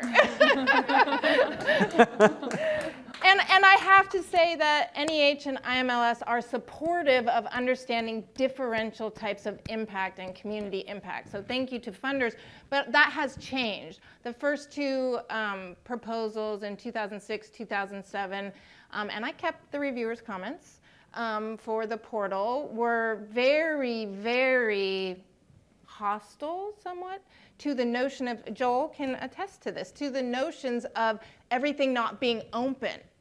I mean, that this type of access, and how can they have this? I mean, there was very telling to whoever the reviewers were that we don't know. But having said, all of that, we know that there are users of MUKADO worldwide. So we know there's in Australia, in New Zealand, in Canada, in the United States. We know the numbers of workshops that we do every year for those, and we can see that the biggest change has been the non-native repositories now coming to us. That's the biggest change in the last 2 or 3 years, is that, and Guha and Betsy and Nikki have been the charge. They saw the Plateau People's Web Portal 2008, and hats off to them for saying, how can we do something like this? What can we do something like this? Now, it'd take 8 years to get something like the labels in here. So it is that slow process, and we also have to remember that standards are set from a certain perspective, and they're the standards of a certain type of professionalism that discounts what we're talking about here in terms of oral histories that change, and these aren't, the metadata doesn't stick and stay the same because it's fuzzy or it's dynamic or those sorts of things. So. Does that kind of answer you? I'm gonna follow up. Okay. I mean, it's interesting to see where desire around using this kind of material, like these devices, comes from. And so working with Penobscot have collections in over 30 institutions in the United States, and so slowly with the project that James has been developing called the Penobscot Collections Project, that is kind of going to have the implications that those institutions that have Penobscot material are going to start using the Penobscot labels. So that's that moves from one direction. Already for Penobscot, the Abbey Museum and the University of Maine are wanting to use the labels because they, again, I mean, what's really interesting is it takes people within institutions to recognize the problems that they have with their collections, and that's always going to be the first starting point. And so it's always going to be those relationships to start with, those relationships that acknowledge that the history of these collections is problematic and has all of these kind of components that have legacies that deeply carry themselves into the present and into any kind of sharing futures that you might want to have if you have an ethical commitment to understanding that communities need to be engaged in that process from the very beginning. Then we have institutions like the Field Museum, which, they have very, very complicated collections. And they kind of come to us to say, well, who could we partner with in order to test these labels in our institution? And I have to say, in every instance that we're working with an institution, it's testing to what extent this is possible, because so much invisible labor happens at an institutional level too, in order to build the capacity for the institution to take on these questions and then to actually develop different practices and implement. And so that just takes time. So the project that we've been working on this is like in its already third year, nearly fourth year around the Ancestral Voices project. So, you know, that's just kind of like getting to this stage. So there's still so much to be done, but it's a kind of slow burn, but then sometimes it's kind of, it picks up and goes really fast. And I guess parenthetically, I'd say, I mean, just as we want to question the notion of, you know, more product, less process in this particular instance, we also want to question the notion of scaling. And when I hear the word scaling, it's always scaling up. Why not just scale? You know, why not just human scale at the level where people can actually interact with the material? So there are 31 cylinders or recordings that the Passamaquoddy have. There is a dictionary of Father Ventromille's in the National Anthropological Archive. That's yet another piece to this puzzle of what language revitalization or language reclamation might take. American Philosophical Society has certain materials. So all of these have to be approached not by us at the Library of Congress and not by somebody out there. It's not Jane or, you know, Kim can't necessarily make those kinds of, they can make some interventions, but at the end of the day, it's up to people like Donald and James to make those decisions which are going to affect them on a daily basis. So I think the question that people might have about how many is really out of place. It's not up to us to determine how many. I mean, it's up to the Passamaquoddy to say we have just enough for our own needs, for our own purposes. So that's something we might also wish to consider at a certain level. As a matter of fact, you know, I think we're excited because in ways that we would not be able to do, MUKADO and the Passamaquoddy and the Penobscot are actually doing the aggregation work of all of these different institutions and bringing collections together in ways that we never could. We know they're out there, but we're not going to be able to build that platform or that portal to do that intellectual work of gathering those things in one place. That really is, I think, a fundamental shift. I mean, it's 180 degrees away from the way in which we think about curating it, because that's the point about all of this, is that community co-curation is at the heart of this very venture. And it goes back to what, you know, Carl was saying and Alan was saying about the way in which American Folklife Center approached the Federal Cylinder Project in the 1980s. It came at that moment of sharing and in a co-responsibility among and between communities and the federal agencies. So I got it. Sorry, any questions? Chris? Hi, my name is Chris from the Brooklyn Arts Council, and I just wanted to address how MUKADO has impacted the work we've been doing in New York State. Been working on a project for the past 3 years to address how folklorists throughout New York State, and there's about 30 of us, and organizations that receive funding from the New York State Council on the Arts Folk Arts Program, how we share our information. And we are building a portal built on MUKADO that does so much for us. It not only allows us to place our materials online, which we have a lot of pressure to do in the public sector, but it brings the communities into the process, which has just been so incredible. In addition, what I found is that the idea of sharing in a proper way, we've been contacted by very, very small organizations, one in particular in Osceola, New York. They have a old-time fiddlers Hall of Fame, and they heard about the way we were doing this, and they don't even have internet in the area they are in, but they have a wonderful collection.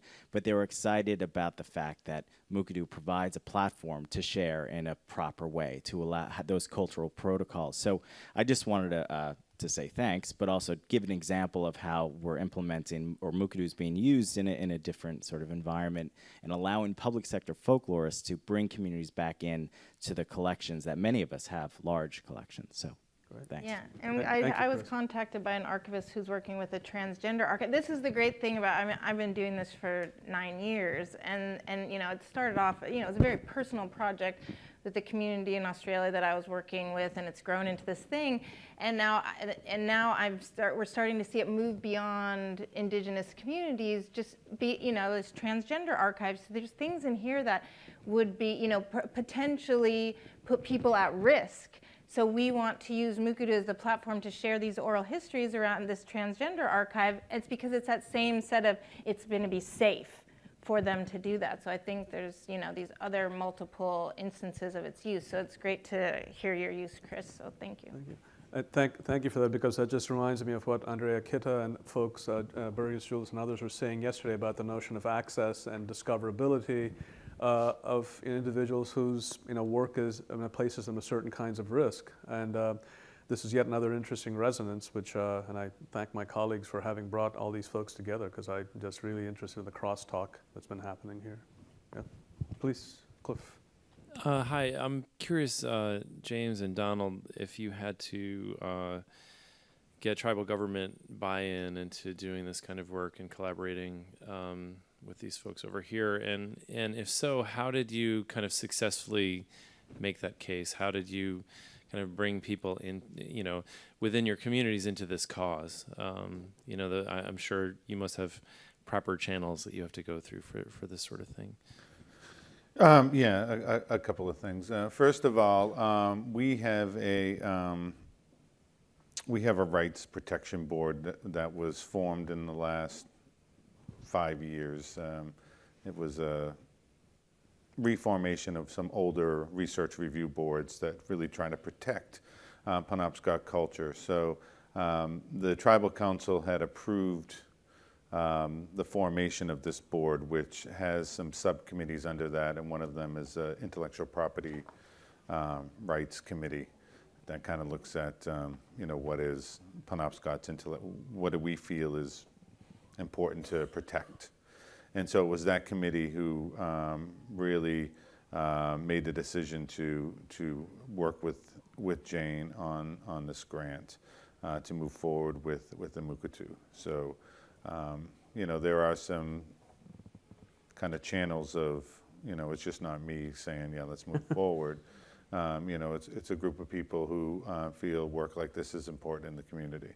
And again, we're using the platform not for us to have a voice, but for the community to have a voice. So, and that's ultimately the most important piece for us. Yep. For us, what we did when we formed our historic preservation office, the tribe our mission was to do this. And the tribe's busy with business, with community issues. For the preservation issues, that's our assignment. So I usually consult with elders in our community, and I have a small group of elders that point the direction to go. And anything that has to be signed, like any type of agreement, goes back to council. But I have to develop and work with organizations to develop any type of agreement. And I think that's also another way of talking about scale in these particular kinds of projects.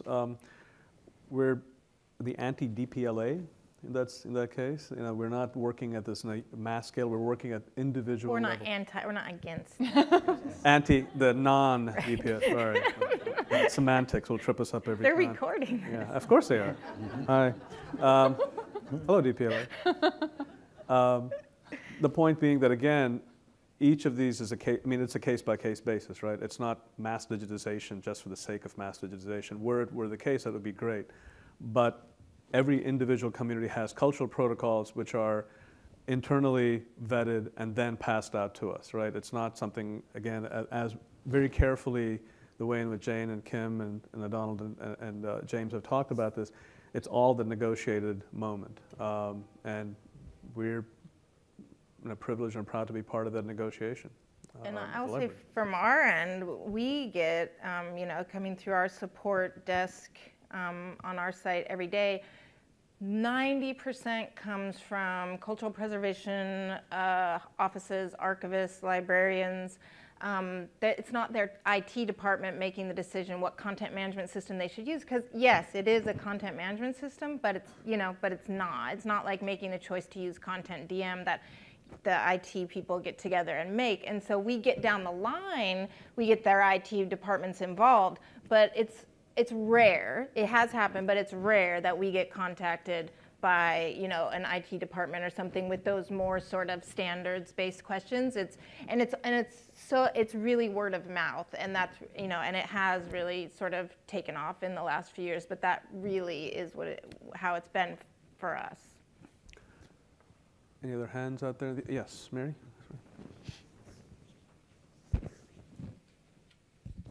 Hi there. I guess this question is for Jane, but others can comment on it.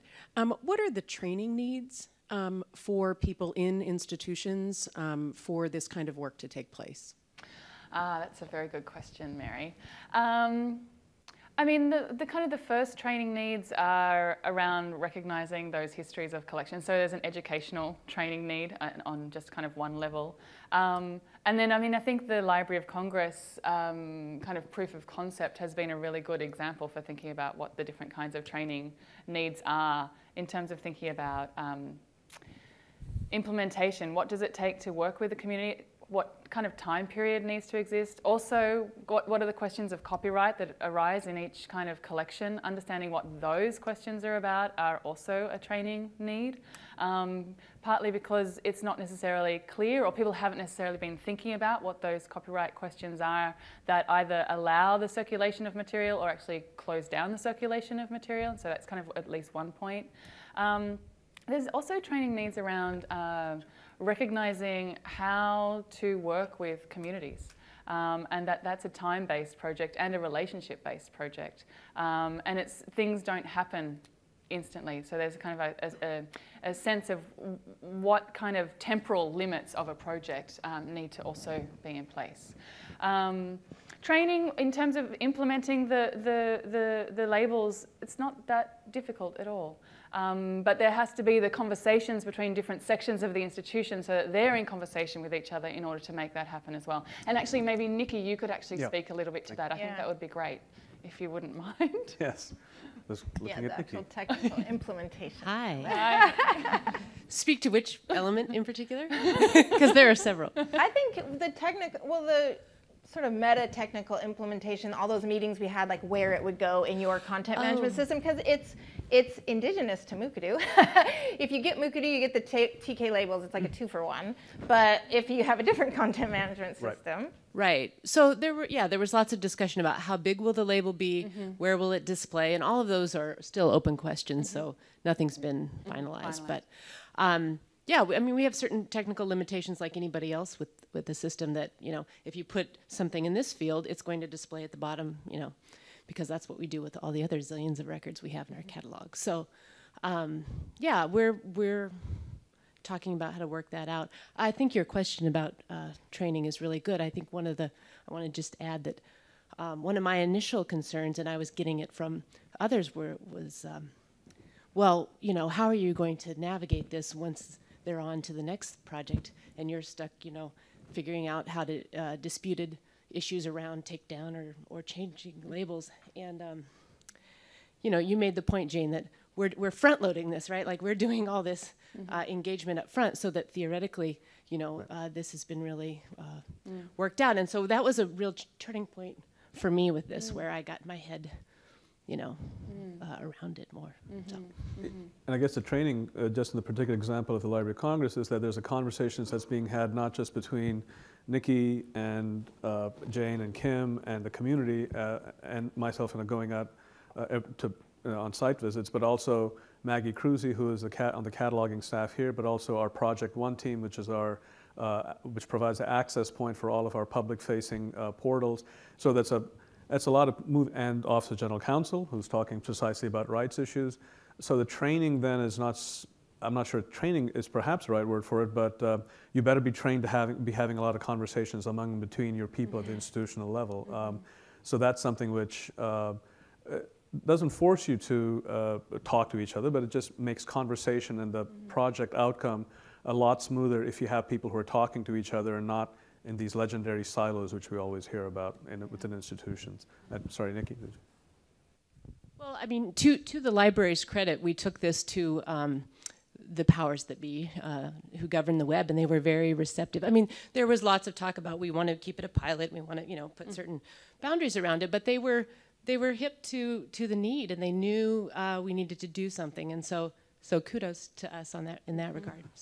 Yes. But I think one of the things for Mary's question is on the local context site and with the grant from NEH, one of the things we are going to do is have those sort of frequently asked questions, and we have this on our MUKADO site because we have had enough questions. What does your IT department need to know? What does your tribal council need to know? What does your archivist need to know? So we have all this, and so we have, and I think we'll do the same thing on the local context site now that we're seeing, and the Library of Congress, this project is actually a really good one for us to be doing, to figuring this all out, because the scale of the federal government, it's like if we can navigate this, you know, hopefully we can navigate other things, right? Yeah. I think we've had meetings with everybody. Yeah, so we're aces. So I just think, but because we do, you know, we are thinking not necessarily about scale in terms of numbers, but we're thinking about sustainability in terms of how do we get the information out to the people who need it if we can't always go. And we love to do these workshops. This moment with Gracie, when she started singing the song, I mean, it was like, that was it. We were done for the time. I mean, it was like, if nothing else happens with this project, honestly, if no label gets put on, if they never have MUKADO, if nothing, like being there in that moment was so amazing. It's what it's all about. That, you know, that's what we mean in terms of sustainability. So, you know, I don't want to blow off Jesse's question or think that it was, you know, that it is a factor, but let's think about, you know, sustainability, human interaction, relationships for the long term, because if we are starting from, you know, the history of collection is the history of colonialism, then we have a lot to repair. So we start with the relationships, and that's why I'm really glad that Donald and James and that we could all be here, you know, because it is all of us working together. None of these parts work separately. Right. Our able timekeeper has given us a time sign, but I would like to leave it to our guests from Penobscot and from Passamaquoddy to take a moment to say what their final say might be, if you have such a thing to say. Unless you just want to get to the coffee. All I have to say is Minach Kanamio. So we have no word in the Penobscot language for goodbye. It means I'll see you again. Thank you. And I'd just like to thank again all the powers to be that gave us the opportunity. You know, we live in this remote corner of the country, and being remote sort of saved our language, but now being remote is sort of hard to try to get this material back. So I want to thank whoever put this together, you know,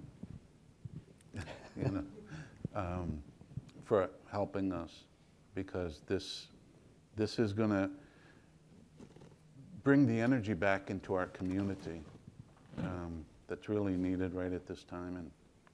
And thanks for the shot of energy. Yeah. Right. Thank you. Well, we've reached the final collection feature here at the symposium. So we want to talk now about one of our most important projects and most important collections, which is the Veterans History Project. It's been going on now for over 10 years and has collected over 100,000 collections from American veterans. Like the American Folklife Center, it was established by legislation of the Congress, and so it's one of those programs that the Congress has decided is an important priority for us to be collecting the oral histories of American veterans. And so we're lucky to have with us a senior reference specialist from the Veterans History Project named Megan Harris. And I should tell you that there's this great magazine out there. We haven't mentioned this yet, but one of the things on the table out there is a magazine, the Library of Congress magazine, which featured AFC as its main kind of theme, so that's why we selected this issue. It's not the most recent issue, but it's the issue that deals with AFC. So please pick this up on your way out, and when you do, you'll find that Megan is a celebrity because she's featured as the My Job feature in Library of Congress magazine. So she can tell you about her job, but also about the Veterans History Project in general and what that great project is up to. So without further ado, Megan Harris.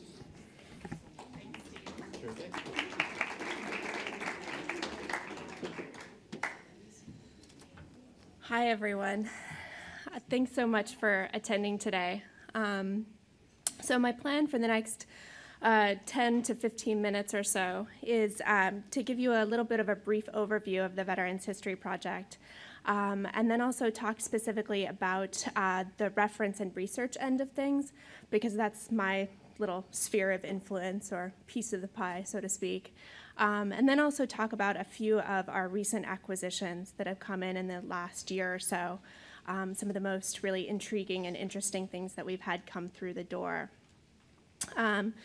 It's a little strange not to have a monitor in front of me here, so if I screw up with the slides. Oh, perfect. All right, great. Thank you. So I'm not sure how familiar folks are with the Veterans History Project, but just to give you a brief overview, we were created by Congress in 2000 to collect, preserve, and make accessible the stories of America's war veterans. And in the,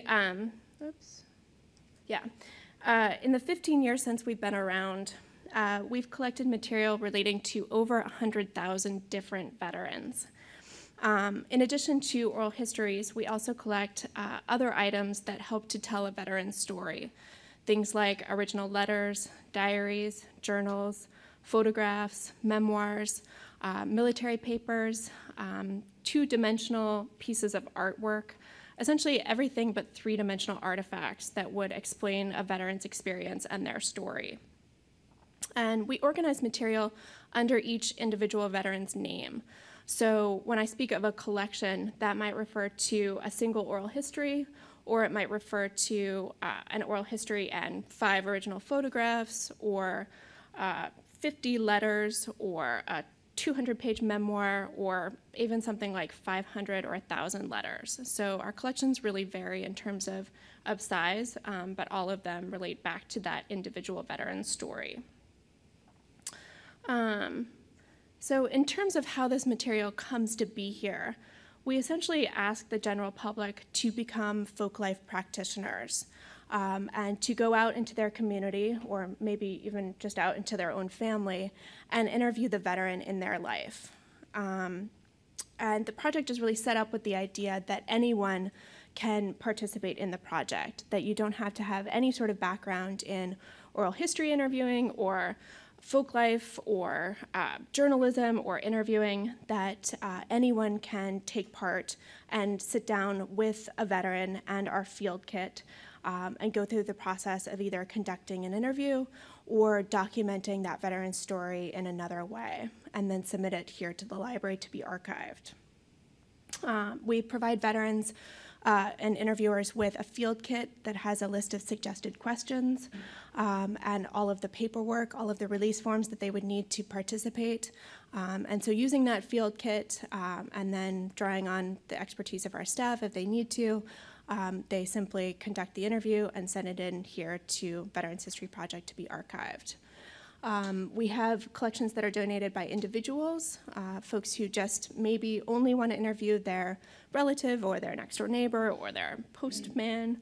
But we also have collections that are done on a much wider scope by different organizations such as the VFW and the VA, the Red Cross, libraries, colleges and universities, Boy Scout, Eagle Scout troops, and those sorts of organizations. So individual participation and then group participation as well.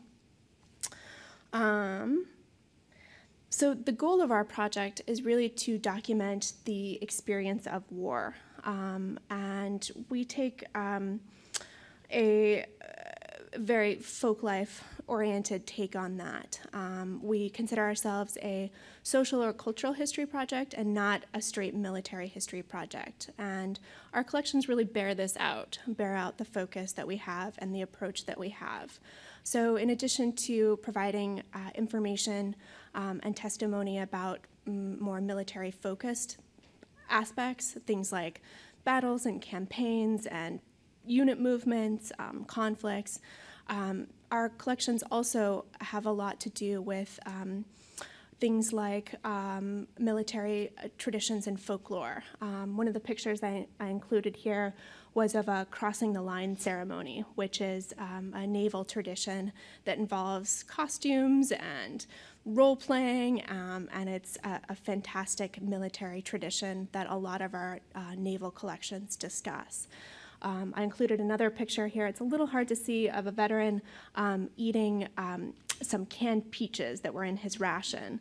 And foodways are a really interesting part of our collection, looking at how how veterans in their collections talk about the experience of food and eating in the military. Then we also have collections that include original artwork, the ways in which veterans made sense of their experience and described it in original artwork, drawings and photographs and paintings and that kind of thing. So our collections have this focus and bear out this social cultural bent that we have, and really explore things that you might not expect to find in military oral history collections. So because of our broad collecting scope, the research use of our collections is similarly broad. We have researchers who use our collections in some of the very typical ways that you might expect, things like documentaries that have to do with, say, the USS Indianapolis, or Pearl Harbor, or Battle of the Bulge, D-Day, some of those more traditional scopes. But then we also have researchers who use our collections in very surprising and unexpected ways. Folks who have investigated, using our collections, the history of martial arts in the United States, looking at how boxing in World War II really impacted the development of martial arts after the war, or the history of Mahjong, or one recent inquiry had to do with World War I and how troops were entertained during the war, both the entertainment that the military provided to them and then how they made their own entertainment. So a really wide variety of different research uses, and our researchers come from all over in all different walks of life. Students and teachers, documentarians, folks from other agencies such as the Department of Defense and the National Park Service have all used our collections in various different ways. And they've also then used them in different things like museum exhibits, print media, educational resources. There's currently on display down at the Atlanta airport, actually, is a huge display honoring veterans that drew about 100 different photographs of veterans from our collections. Really interesting use of VHP collections. So if you happen to be traveling through Atlanta, you can check out the VHP images as part of that display. So lots of varied uses of our collections and ways that they pop up around. All right. So in terms of recent acquisitions, we get about 100 different collections a week, roughly about 400 to 500 collections a month. All of them are interesting, but there have been a few that have come through the door that give you a sense of some of the initiatives that we've been working on, but also things that just pop through, unexpected acquisitions that have come through our door. One initiative that I have been involved in is with a professor out in Monterey Bay, California. She's a professor at California State University, Monterey Bay, and she, along with her students, has been documenting the history of a decommissioned military base called Fort Ord, which was a real center for military personnel up through the 1990s when it was decommissioned. And she has had long been documenting the history of Fort Ord. So we partnered with her recently, not only to interview veterans of the surrounding area, but specifically one of our processing technicians, Tamika Brown, and I went out to Monterey Bay to take part in something called a stand down, which was put on by a local Veterans Transition Center, and they essentially brought homeless veterans from the surrounding area to Fort Ord and provided them social services for a weekend.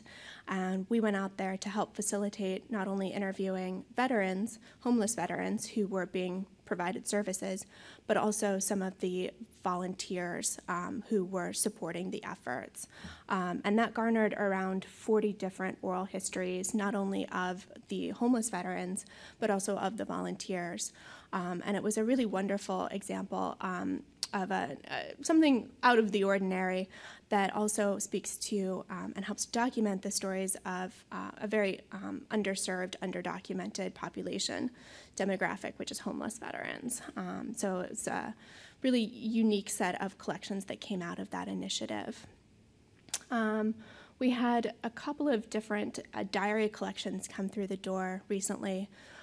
One came through last December, and it involves a diary that was given to us by the family of Glenn Piercy, who might be a familiar name to you.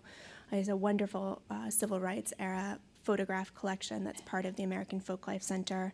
And along with his brothers, Glenn Piercy provided us with a diary relating to his uncle, who was a POW in the Pacific Theater during World War II, and unfortunately did not make it home. So along with this original diary, he gave us letters and photographs, just a tremendous collection relating to his uncle. He made this collection. We were kind of blown away by it and ended up writing a blog post about it. And then about 6 weeks after that, we were contacted by the family of a friend of his who he had served with.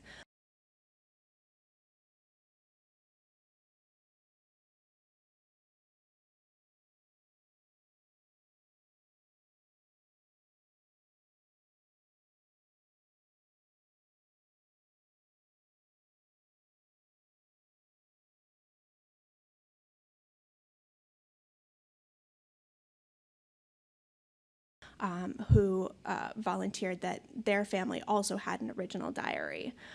So we now have two of these very unique, very rare original Pacific POW diaries. They're the only two diaries of their kind in our collections, and they're interconnected. They speak to one another because they come from two veterans who were buddies, one of whom made it home and one of whom did not.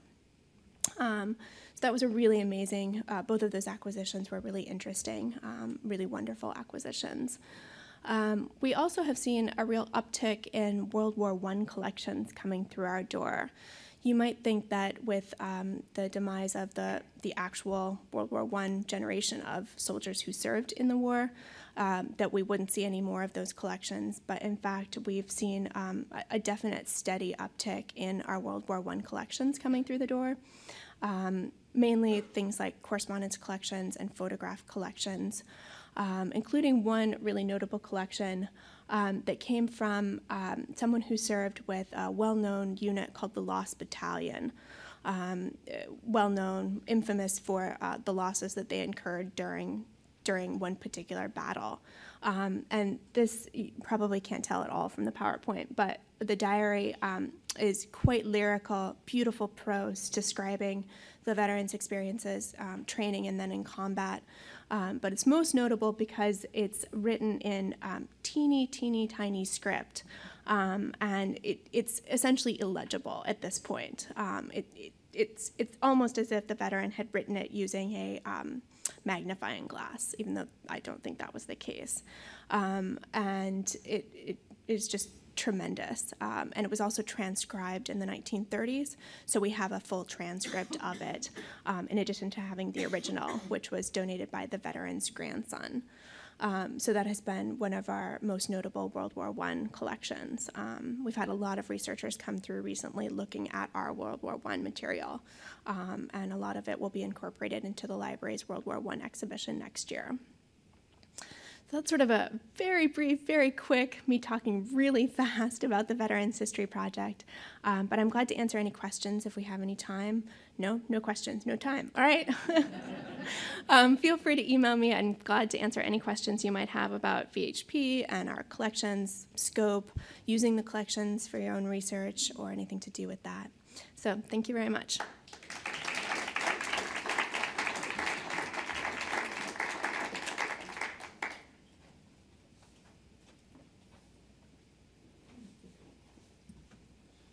So once again, that was Megan Harris from the Veterans History Project. And I should mention a couple of things that she mentioned in her talk, including our blog, Folklife Today. So we haven't talked about that yet, but it's a great way to find out what's going on at AFC and VHP. It's a shared blog between those two parts of the library. So, we have blog posts about general folklife issues, but also a lot of blog posts about the Veterans History collections, including great pieces written by Megan. She's one of our favorite bloggers. So I'm the general editor of that blog, and you can just find it. The easiest way to find it actually is on the table outside.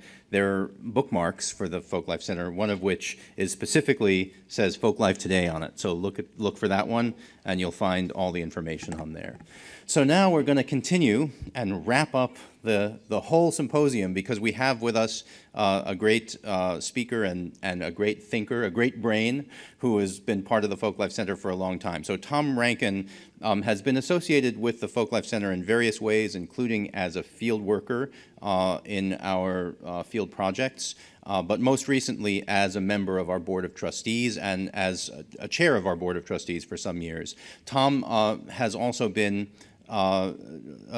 he's been the director of the Center for Documentary Studies at Duke University and associated with that center for a long time. And also, he's a terrific documentary photographer himself. But mainly, we love him for his great brain at tying up all the issues that we have in our symposia. And he's going to come up here and give us some wonderful closing remarks. So please welcome Tom Rankin.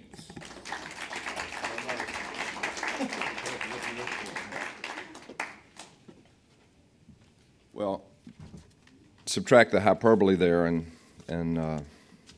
I could, if I was a 21st century guy, I would just crowdsource this wrap up. But I'm more of a dust to digital guy, in all deference to Lance. I've been sitting for the last day and a half I feel like I'm back in graduate school. I couldn't not pay attention because I'm supposed to wrap up, right?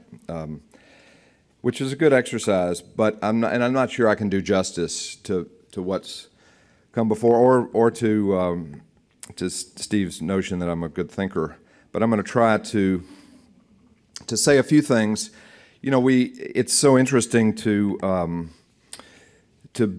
be at this moment at the crossroads of analog and digital, or at least I think that way. And however long this moment is, I mean, we can very easily reach back, and as we've been hearing, we're constantly trying to stay on the outer edge of what's possible with this digital moment. We can still shoot film if we want, but we digitize everything, and so that is. And in no joke aside, this sort of dust to digital, the analog and digital, most of us were born analog, we'll all die digital. And I think that that's a really interesting place to get to live. I often think about how are our great archival collections built, however large or small? How are they made?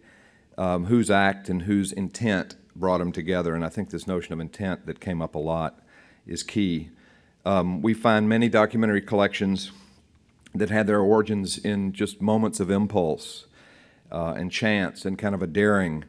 Burgess Jules talked in the doc now and about Ferguson is, nobody sat down and did an IRB proposal before they took to the streets and became documentarians there. And it's a good thing they didn't, because they were activists. They were going on gut. And yet, we also know that careful planning and forecast and thinking about what goes on, say, in those Archie Green proposals, not that those projects don't have chance and impulse embedded in them, but there's all this sort of thinking beforehand about what's going to happen. Our great collections are built by both of those things and all kinds in between. The recording, the making the picture, the interview, going out and doing things is the thrilling and easier and more inspiring piece of this puzzle, I think. But how do we do things that last, that are distinctive, that are important, that then last and live responsibly as they last? How do we take the work that we want to do and make it relevant?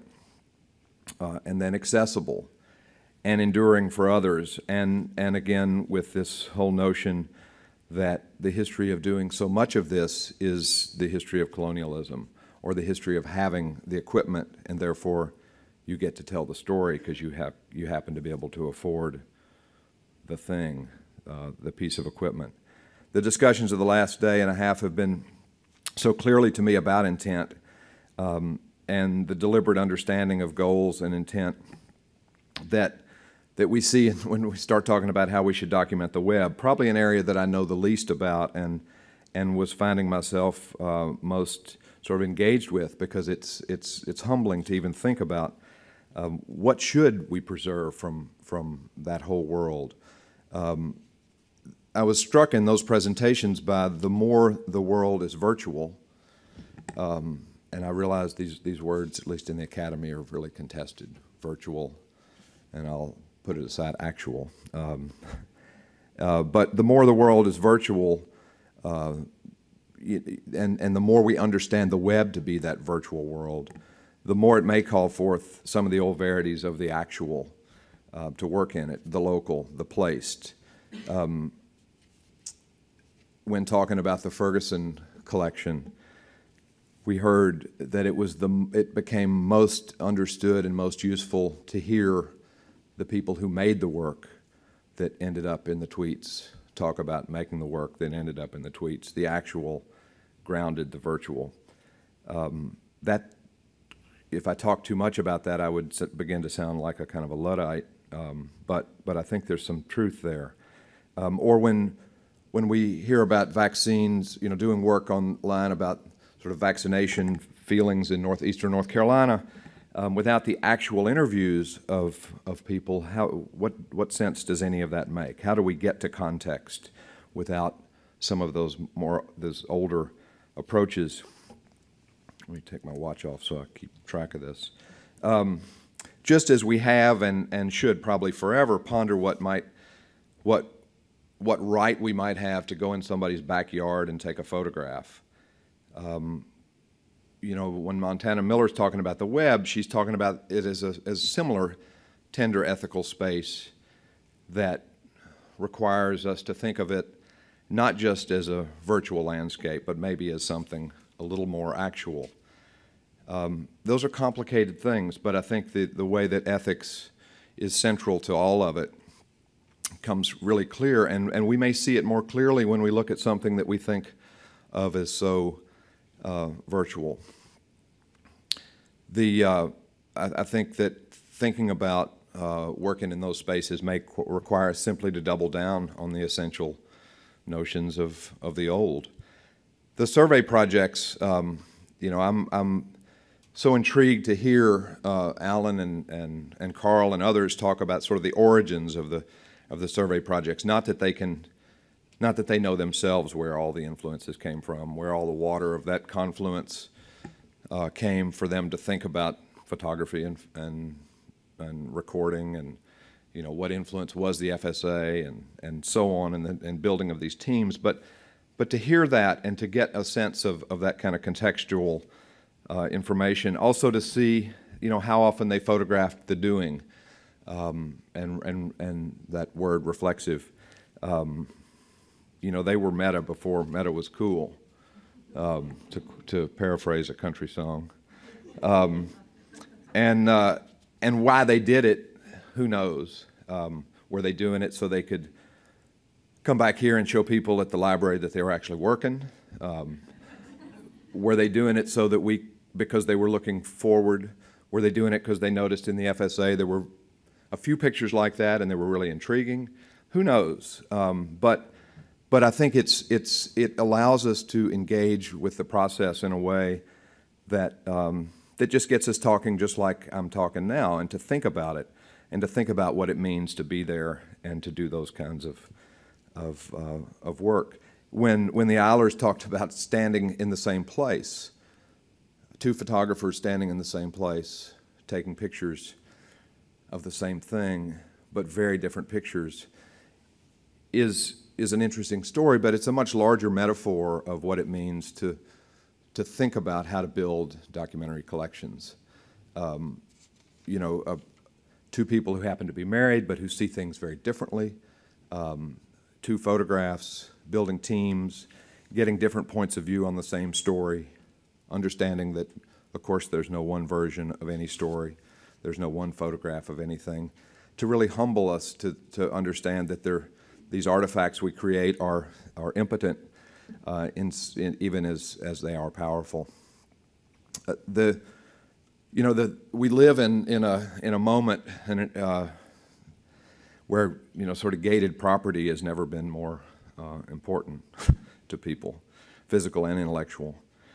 And the standard and model of the survey project to be in the public domain, it will raise some challenges probably, and there'll be some pictures and recordings that go out and people say, man, I didn't realize my grandfather signed that form. Of course it's not perfect, but if we look at the Farm Security Administration, and I tell my students, there are some great photographers in the FSA club and great photographs. But I always ask them, don't you think maybe the reason we look at those pictures so much is because we can actually use them? We can actually get to them? What's the relationship between quality and access, or between accuracy and access? And I think the survey projects will take on a life of their own, which is a little scary probably for some people, even in this room. But what better legacy than if 70 years from now people are trying to download Terry's pictures and use them for something, as opposed to the alternative. So I think that we can learn from that, and I don't know what that means for our work going forward and for projects, but that notion of being able to get to work. And yet we've heard stories where work needs to be, where the documentary evidence needs to be really, the access needs to be limited. This notion that that Kevin Bradley said, if I think I got this right, if the interviewee wants to talk, we want to listen, is so much at the foundation of much of what we do. The Archie Green projects in occupational lore, and this whole notion of a quiet revolution, or the whole notion of recovering voices, the whole idea of giving voice to people that we don't normally hear from or normally pay attention to. A hairdresser in Lumberton, North Carolina, Lumbee hairdresser, we don't know anything about, taking us places we've never been and wouldn't think to go, and building archives around that is so much the bedrock of what the Folklife Center is about and what documentary fieldwork is about. And I think that Nancy Gross said something that is a question not to answer now, but she said, occupational projects or folklore goes through trends. People are interested and not interested, but I can't think of anything more important to get to than why people work, what they do, how they feel about it, to really get to where we all live. I'm really struck by what we can learn. How is it that we can learn so much about what we ought to do now by how people are handling wax cylinder repatriation, reciprocation from the 1890s, recordings made in the 1890s, and what the problems of responsibly returning that to communities, but also making it accessible to all of us, and ownership and ethics. What we can learn from the way those are being handled now and software created, it really can inform how we do our field work now, how we do contemporary field work, which is a lot of my own interest is, what's going on around us, what matters, and what are you going to do about it, which I think is what documentarians often need to be thinking and do anyway. In talking about Ferguson, I think Burgess said something like, is there a way to communicate, with a collection, through a collection? Is there a way to communicate how the values of a collection and how it should be used? What are the values, kind of, not how valuable is the collection, but what are the embedded values in that collection? And I think that's so key to figuring out, and that sometimes that's a personal choice, if it's a personally created body of work, And sometimes it's a vastly communal choice, as I think he was referring to. One way, and I've got about 10 minutes, is that right? I want to talk close with sort of what do I worry about? What do I fret about? I like fret more than worry. But what do I fret about in thinking about sort of where we are and some of the things I've heard, and this whole thing we call folk life and documentary and building of collections and then creating access to those collections.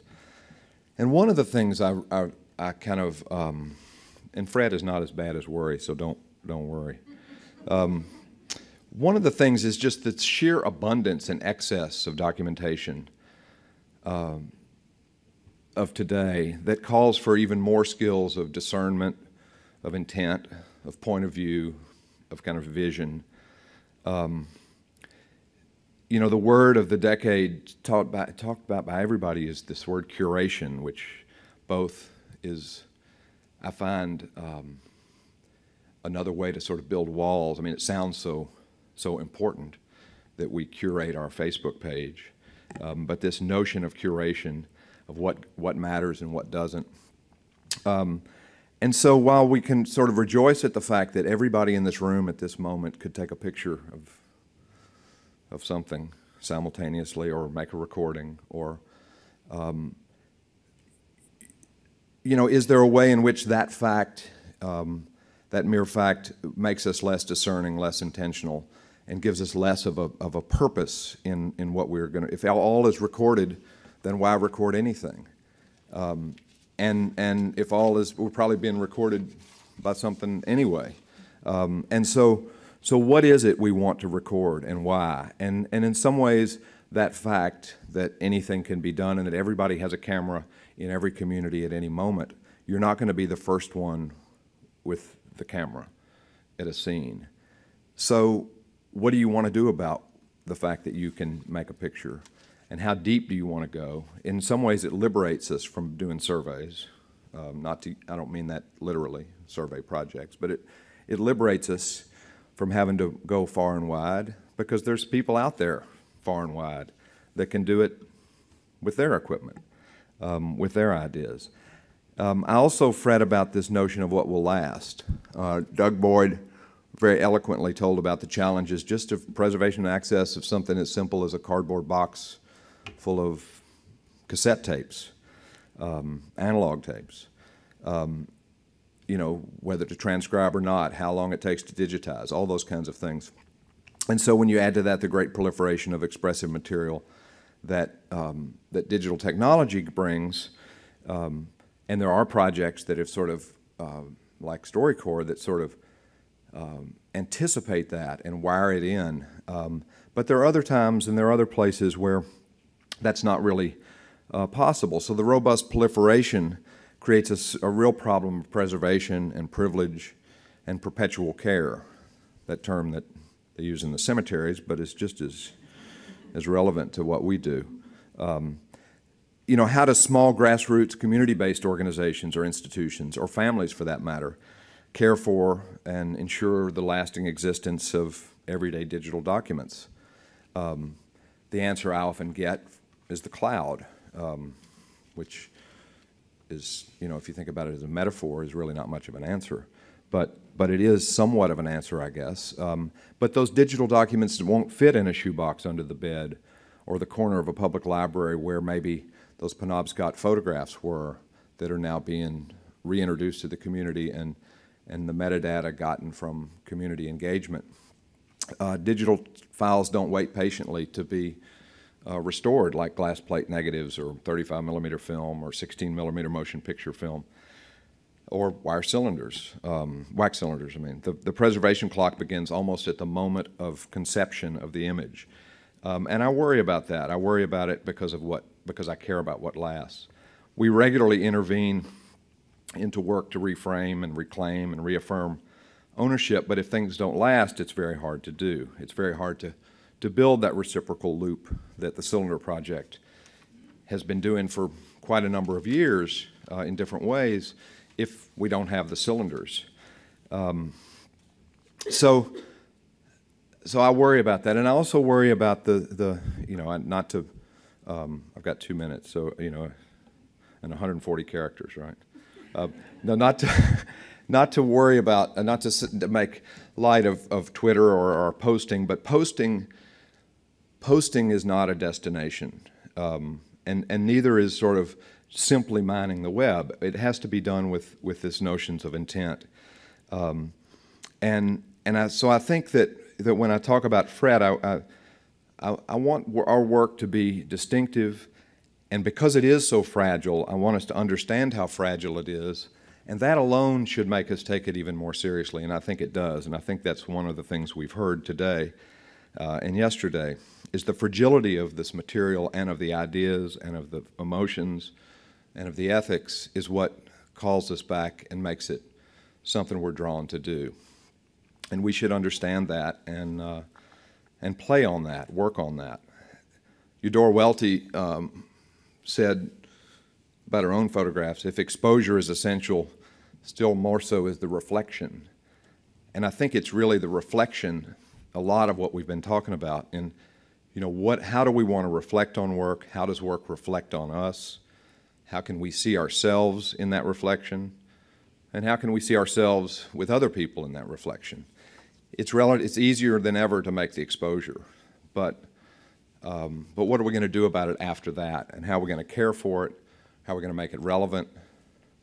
How are we going to look down and see the word time that I'm up? And that is really, I think, the bedrock of what's been talked about across all these things, from the web to Native American communities. And thanks to Tom, I think he's got to run and catch a plane, not only of the but making, but also of the access and preservation. So thank you.